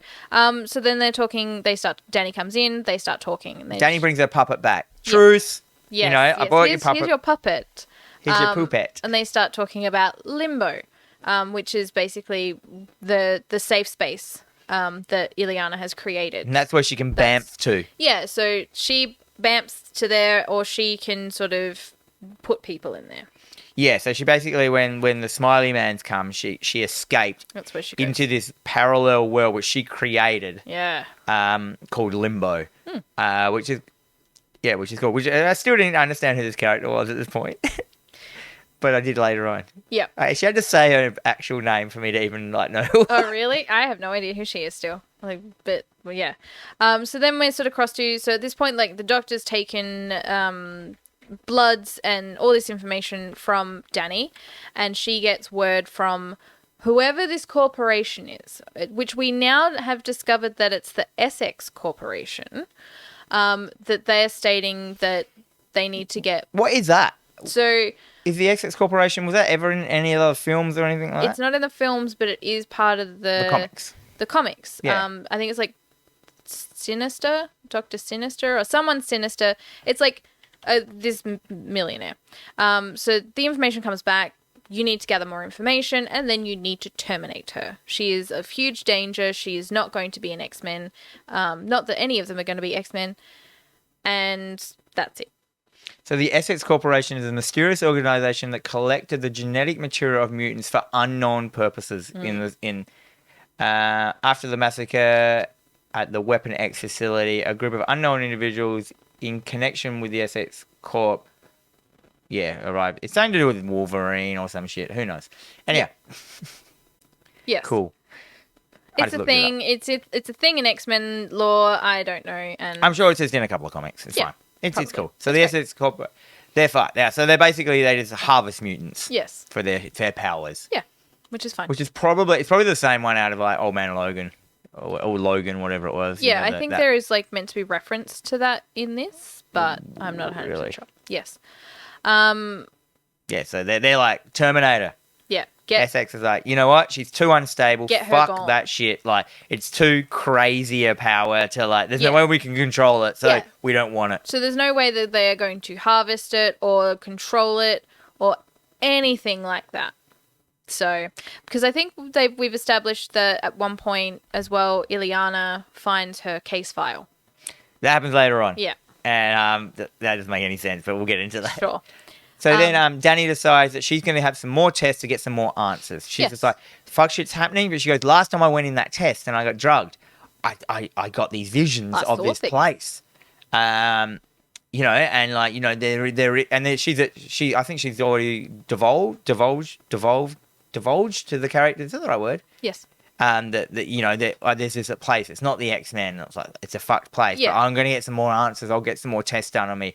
Not realizing that the next test is basically the one that's going to kill her. The last it's not a test. It's a termination. It's a euthanasia. Yeah. Euthanasia. And so we get Dr. Ray puts her on a bench, ties her down, and to do the experiment, in inverted commas. She's like, Rain comes in and she's like, Danny's asked me to, so something's not sitting well. This is stupid. Her spidey senses are tingling. Yeah, and so once she's tied down and she's like about to administer this death drug, she just tells Danny the whole plan. Yeah, you Bond villain it. Yeah, she wasn't even that evil. No. She's just like, and now I'm going to kill you. And I'm like, why did you even say anything? I wouldn't have said a damn thing. That was bad. That was a bad. So that is a bad part in the film, and that is only to have Rain eavesdrop to hear that they're going to kill her, because she was actually upset about having to kill her, but then she just like character changed into wanting to kill her. I think that's the point where the villain, because there is at this point we've not got an established villain. We've got a haunting, which is the only reason for all this stuff aside from so Danny's essentially we have to have someone to blame in reality. So we need like a bad guy to sort of get through before we get to whatever's coming. So now that Danny's under, so she's like, the injection's not quite in or some shit like that, it's just about to happen. Everything starts to go ham. So suddenly Nightclub Slender Man, I've called him. Nightclub Slenderman's just burst out of everywhere. There's a bunch of them. And I thought this bit was great. This was like, I just liked the Nightclub Slenderman character. It looked... Because he's pulled off his mask. Yeah, he's pulled off his mask, and it's basically, he's got tiny little dot pig eyes, nose, and just a gigantic smiley mouth. He's basically a smiley face in the flesh with big teeth. He's great. He's a great looking character. I thought that it didn't look great. I enjoyed the scene. I enjoyed the character design, but I thought that the effects weren't good. Okay, I liked it. But aside from that, I quite enjoyed the scene. It is very eerie. Anything sort of tall, elongated, chasing you, that's terrifying. Yeah, and so there's a bunch of them now. There's like 20 of them. Yeah. And they're all around the place. They're running after everyone, haunting them basically. So people are pairing off and shit and running in different directions. You get So Rain's off. She's on the hunt for Danny. Yeah. She's going to go get Danny. Berto's in the kitchen with his headphones on, listening to his pop music. And then he is startled by a smiley man. And he basically turns around and fireballs him, which is great. That looked good. Yeah. And And then Ileana and Sam have a fight with a bunch of sexy Slendermen as well. Yes. And basically, Ileana, I think she just bails? Or was that later? That's a little bit later. Okay, yeah. so they have a fight with some Slendermen. Rain runs to go save Danny. And then she hears Dr. Ray's evil plan, the Bond thing. So she... Yeah, I'm not sure how she finds that out. How did Rain find out about the plan? Or did she just hear it? So I think she overheard it. But she basically just bursts through the vent on top of the Doctor. Yeah, she comes down through it because she's hiding in the air vent and listening, and she jumps down and lands on the Doctor's shoulders and then starts fucking tearing her She up. gets her wolf hands on, and Which looks bad. What? It looked bad. It looked okay. It is what it was. Like, she's got her feet going as well. Like her feet stab her, and it's all going off. she's basically turned into a rabid animal that's like on this fucking like. Well, it's like the old, my favorite thing in the world when the cat just jumps on someone's face. She was basically the cat. Yeah, she's heavily protecting Danny at this point as well. So she's gone full predator. Mother protecting its child. Yeah. Wounded animal, cornered, like. She gonna fuck shit up. Yeah, and she does. Don't go out with her because you don't want to break up with her. No, you don't. God no. At the same time, meanwhile, Roberto was doing dishes again.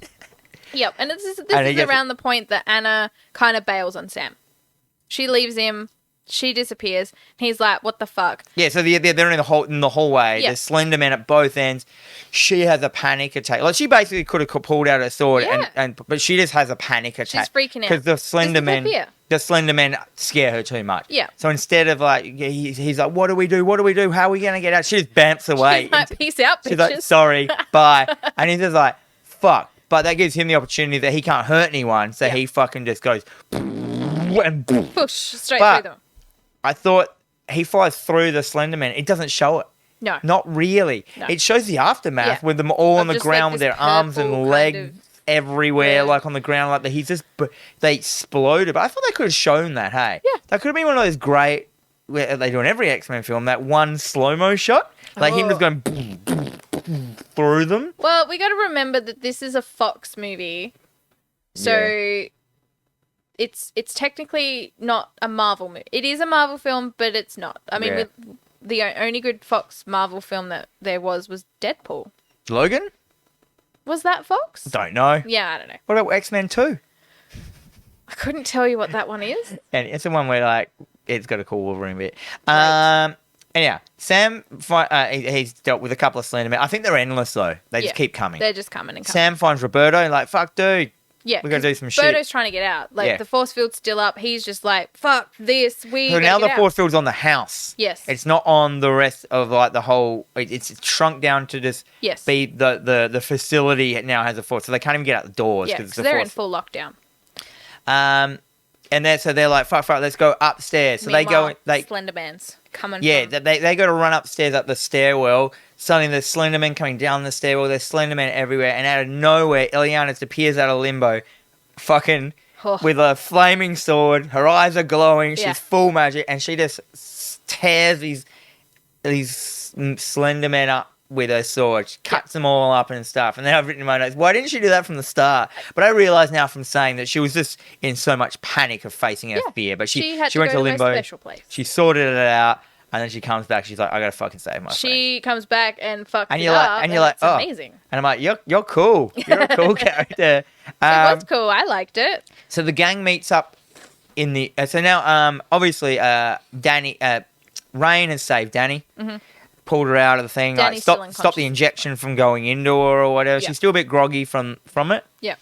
They all meet in the office, like the gang. I've called them the gang. Yes. And they find a file that says they are being trained to be killers for Essex. Yep. Yeah. And then I'm like, but in this scene, which I've written in my notes, how did Ileana know to go look for that file? She walks straight into the room and beelines straight to a cabinet, opens and pulls out her file. I think there was a scene deleted where... I would say so, but also there's 5 of them in the facility, so all she would have to do is be like, oh, that's mine. Yep. Yeah, all Done. them, but this facility has been going for a long time. There might have been That's true. all the past cases where... That's true.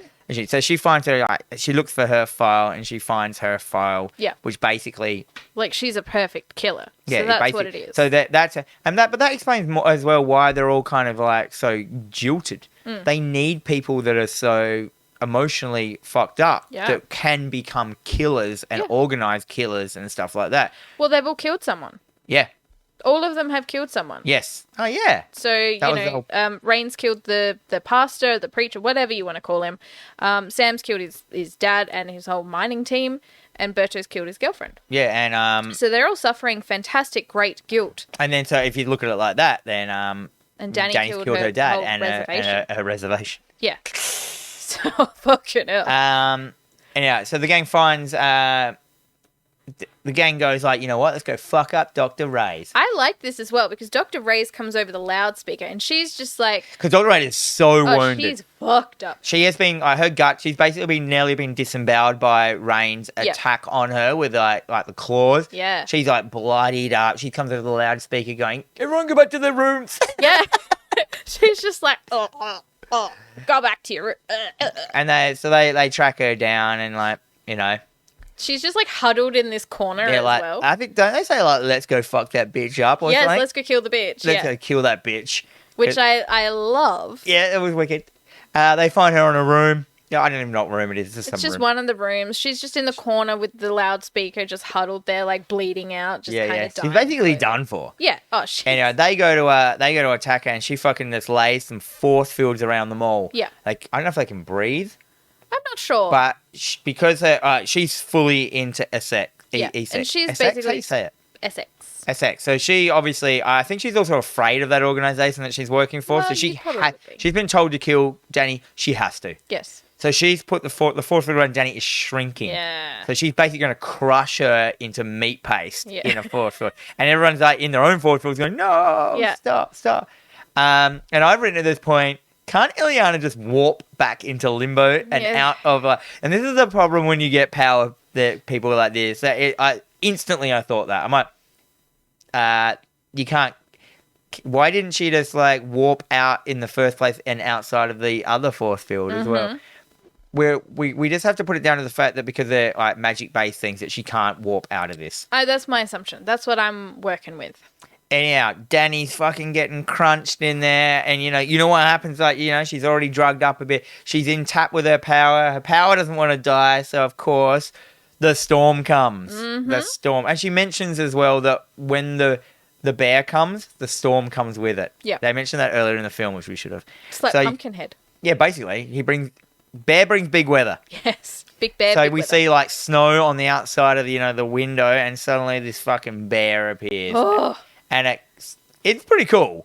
I liked the look of the bear. I like bears though, so this for me was like, there's a big fucking bear that's about to eat someone. It's a big bear as well. We're talking like this bear's head is as big as a car. Yes. Just his head. So he's huge. It's huge. It's even bigger than a car. Yeah. It's as big as a truck, just his head. It's like as big as the maximum overdrive Like you could just walk into his mouth yes. when it's open. Yeah. Like, he's huge, and it's a bare head, and it's got a body in there, but there's lots of black smoke that's coming off of him. I thought it looked really cool. Very mystic bear. Yeah, and it is a very like Native American kind of vibe. You know what I mean, with the bear and stuff like that. Yeah. So we got the bear. The bear smashes the fucking. What did he do? He smashes out the side of the house. Yeah.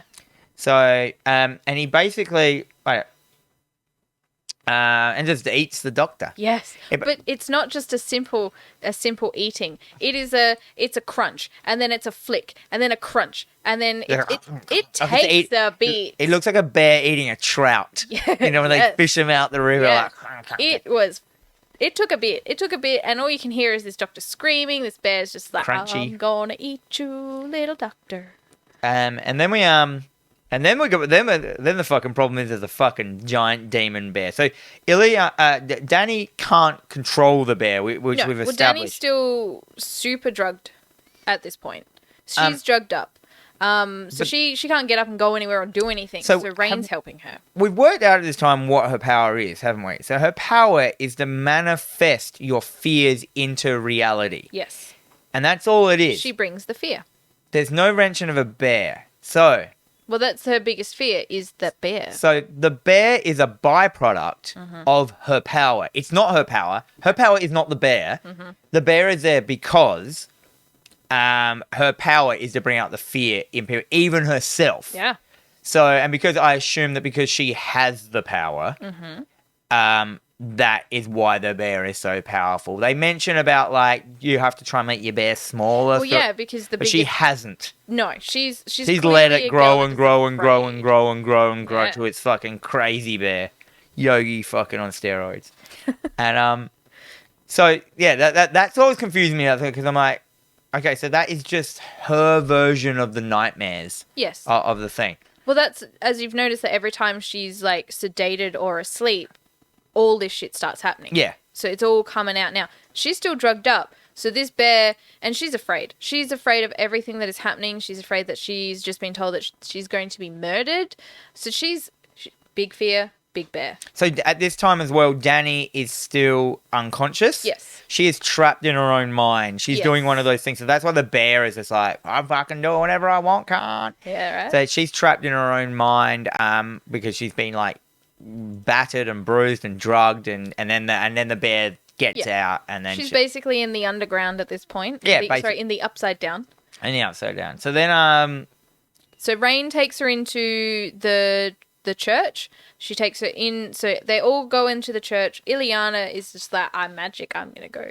No. So there's a bit in the scene in the hallway where Ileana's like, I'm gonna go into my world. Yes. And sort shit out. And they're like, "How that bear's magic, you can't fight it." And she turns around to the camera and goes, I'm magic. Yes. Because that's her X-Men name with a K on the end. She's magic. Yeah. That's the character. That's her name. I didn't do that. She said the name. And I'm like, hang on.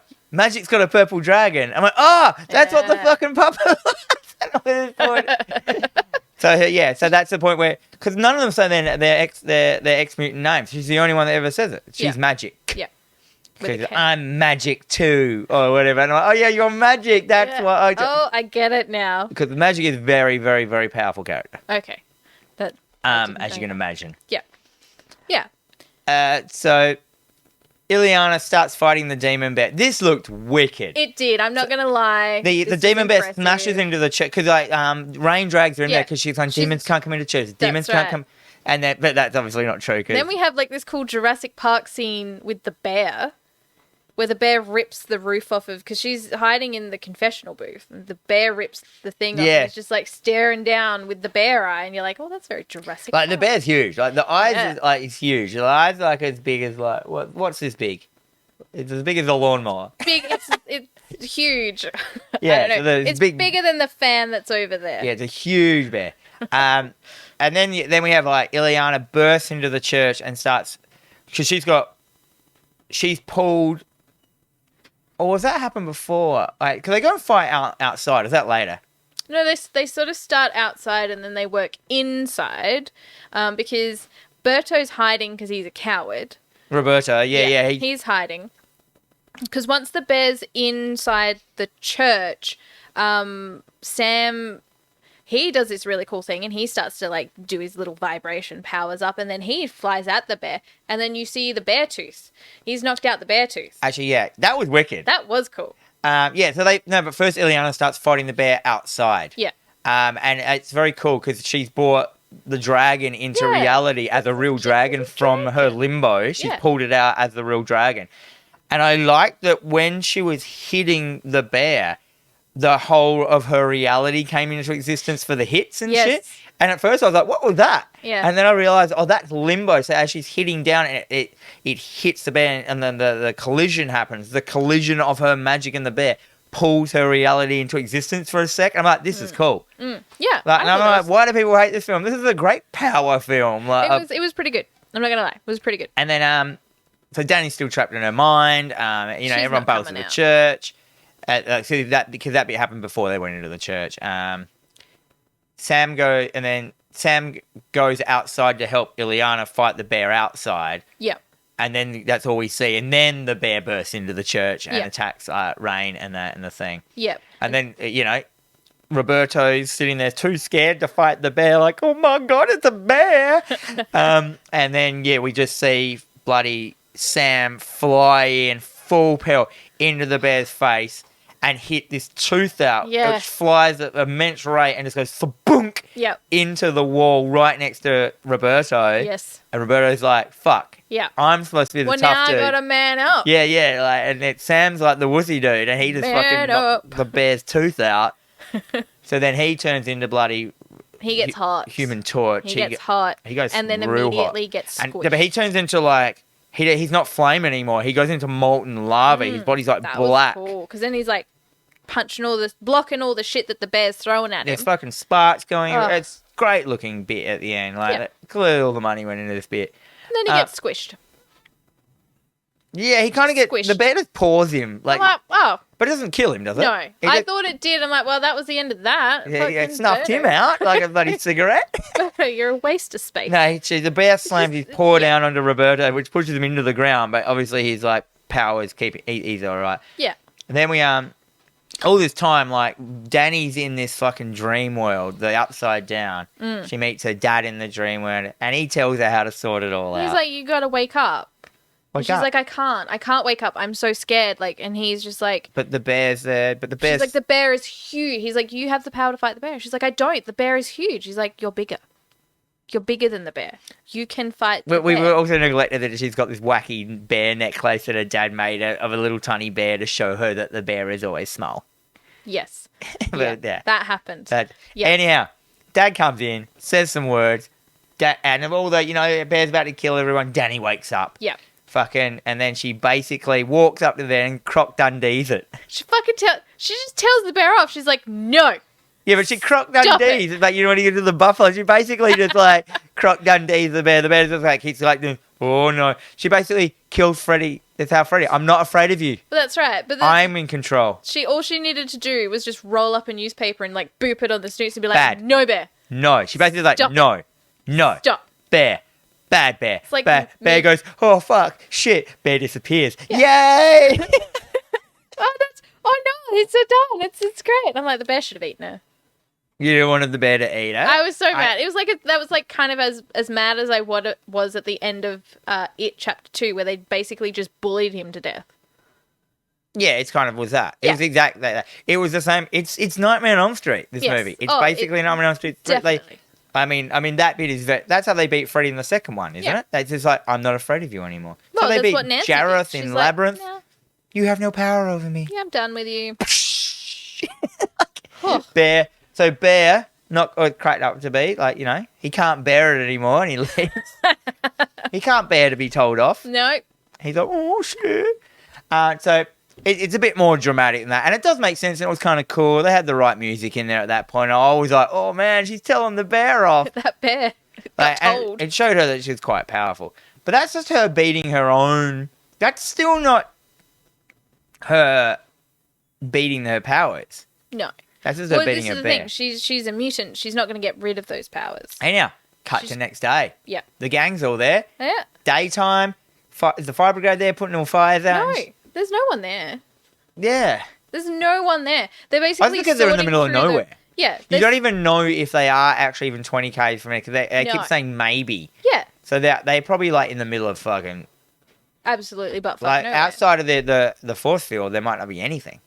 They could be in in a parallel dimension. Yeah. So they're going through all the rubble and then the one funny moment of this film happens where Sam picks up the shoe of the doctor and just pours out all of the blood. Yeah, it wasn't even blood. It was like goop and gore. It was great. I'm like, oh, there's the horror scene. I like that. Now, the horror scene was the Slender Gentleman's Club.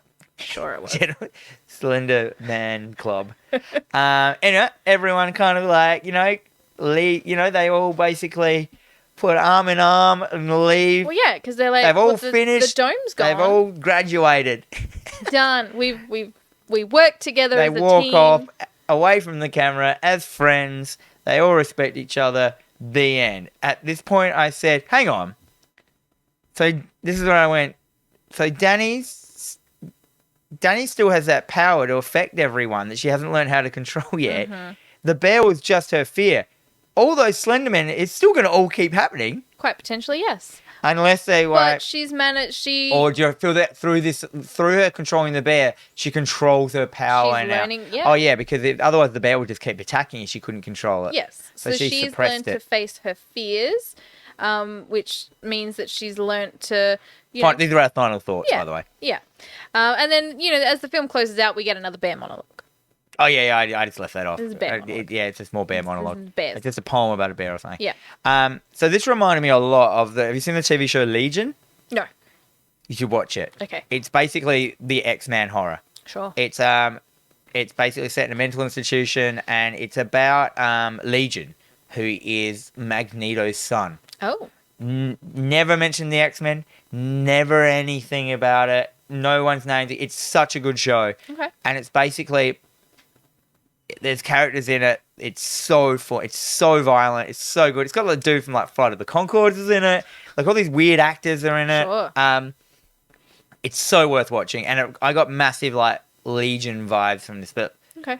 Give Legion a watch. If anyone out there you haven't watched Legion, give it a go. It's very experimental. It's very art house, but it's very cool. Mm-hmm. And what they're fighting is awesome. It's it's a thing that's hiding in bad memories. Because Legion is X-Men is Magneto's son, but he's Professor X. He is one of those what are they? Like the powers of the mind. Yeah. But his mind is crazy full on and he can't control it. So it's wicked. Legion is wicked. I'll look into it. There were some plot holes in this film. Like little dits and doos of the powers, who is this, why is this happening? Yeah. There wasn't enough gore.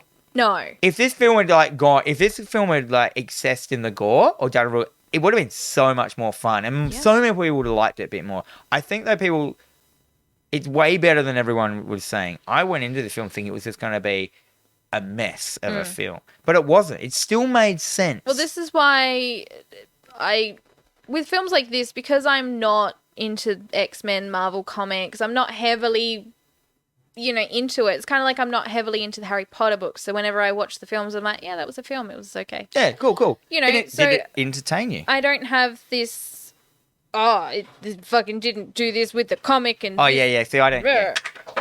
I could imagine that one of my action figures just fell off. Yeah. Excellent.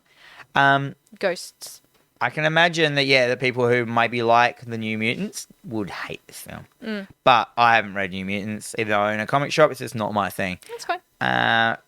But, yeah, I actually thought it was way better than most of the Batman films. I enjoyed it so much more. Batman films recently have got me so angry. I watch them and can just see the plot holes are so big people can walk through them. Like the bits in that one with Bane, there are so many bad bits in that film. There's bits where characters are just suddenly across the world there's a bit where Bruce Wayne is in that pit trying to escape. He's got no shoes, no wallet. He's in a different country, and in that shot, he is in Gotham City. There's no explanation of how he got there. The bits where Bane pulls the back half of the plane off at the start, there's no reason for him to do that. He already had control of the plane. There was no one there. You got to make a cool entry. There are 10 things in that film that make there was no one on the plane that he'd killed everyone. Yeah. Well, it's maybe for his own ego. I don't know. Exactly. There were so many. Yeah. So I just don't think Batman films are that good.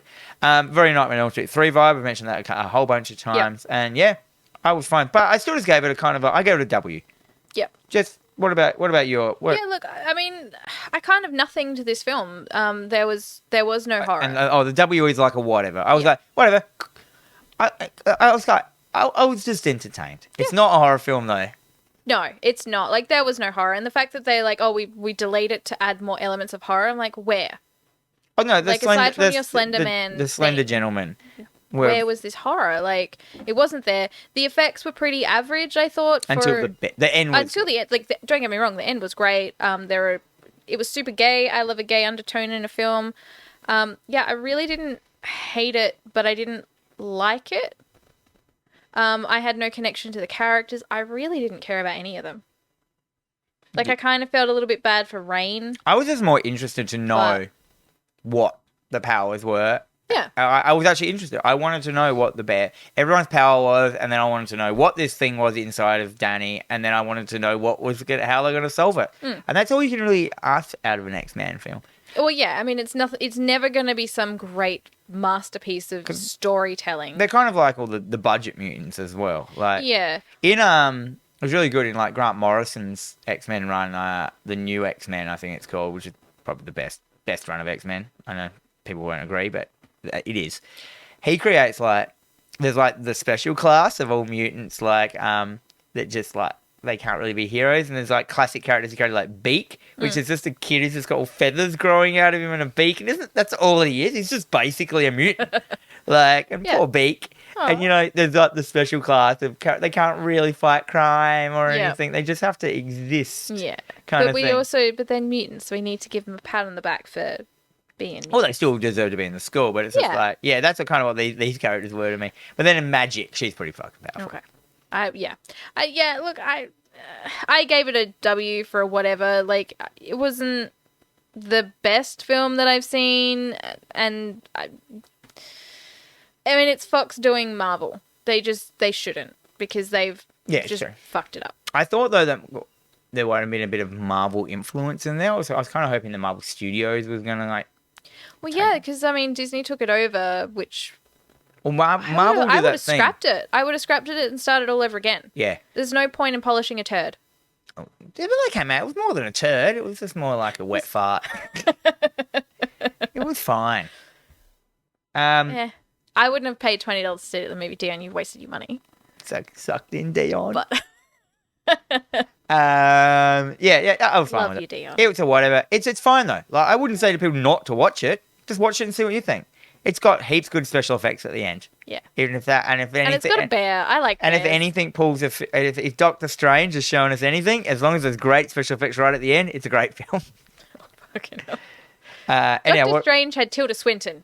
Yeah, no, she makes everything. I like Doctor Strange. These people don't like it, and I really enjoyed it. Yeah. Okay, what's next week? What is our next week film? All right, so we were at Underground Records the other day, and they were playing a film on the screen called The Furies, which is basically like a Dead by Daylight film. Which is a video game. It's a video game. So let's watch that. So everyone, The Furies, which is set in Australia. It is. It's Australian. It's Australian horror film. Yeah, I've heard there's some pretty brutal kills in this film, so let's hope it's not too. Yes, I do recall you turning. No, we can't watch it. This looks. Yeah, because it was on in the record shop, and I wanted to watch it maybe for the show, and then you showed it, so I was like, I don't want to look at it. So I saw one kill, which I have heard is actually when was it made last year? Last year or the year before, yeah. Yeah, or whatever, 2019's best, like Fangoria's best kill of the year, and I saw it, and I'm like, it is. Yeah, I mean, Craig's been telling me to watch it for such a long time. Craig is a Underground Records person. He's the owner, yes. I like me to say people's names so people know them. Dion is just a listener, by the way. Yeah, we love Dion. Don't get me wrong, we love Dion. Jen works with Dion. You wasted your money. Okay, guys. You've been listening to TerrorVision Horror Podcast with Dan and Jennifer. We are a podcast available on all streaming services, SoundCloud, Stitcher, Spotify, iTunes, iHeartRadio, anywhere good podcasts can be found. We also have a YouTube. You can follow us there. Anywhere you follow us, please give us a like, a thumbs up, leave a comment, anything that's going to help us grow. We have noticed quite a growth. Like, last episode was amazing, guys. Thank you very much. Thank you for using your little ears. Yes. We also have an Instagram at TerrorVision Pod, which is where we just sort of update everything. You can email us terrorvisionpod@gmail.com. Let us know what you want us to watch or anything you'd like us to discuss. I'm happy to do it. I know that the year is kind of coming to an end, so we're going to come out, trying to figure something out for the New Year's, but it's going to be great. And there's more writing now. Oh, thank you. Our opening and closing music is Void Swell by Sister Wife. Thank you very much. Yeah, thank you, Sister We Wife. also have announced we are probably going to start making T-shirts soon. Yes. A little bit of merch. I've designed up some T-shirts. Dan's been designing like crazy and they look so good. So they will be coming out basically as soon as we both agree to it. You'll just organise that, Jen? Yeah. Do you know how to do it? I'm sure you organise T-shirts for your other jobs, so. Yeah. As soon as you've got a design that you are 100% happy with. And you. everything you do, I'm just like, I want to marry this design. So I think with the other design we make stickers out of, the one that we're not going to... yeah. So whenever you're happy with it, we'll get the ball rolling and we'll figure out how we can sell them to you guys, or probably sell them in your shop, Dan. Exactly. Yeah. So yeah, if you're in Adelaide, come check out Greenlight Comics on 18 Stevens Place. This is a comic shop that I own. Come down and tell me that you listen to the show, and I'll just smile at you. Thanks, guys. Menacingly. And until next week, may all your dreams be nightmares.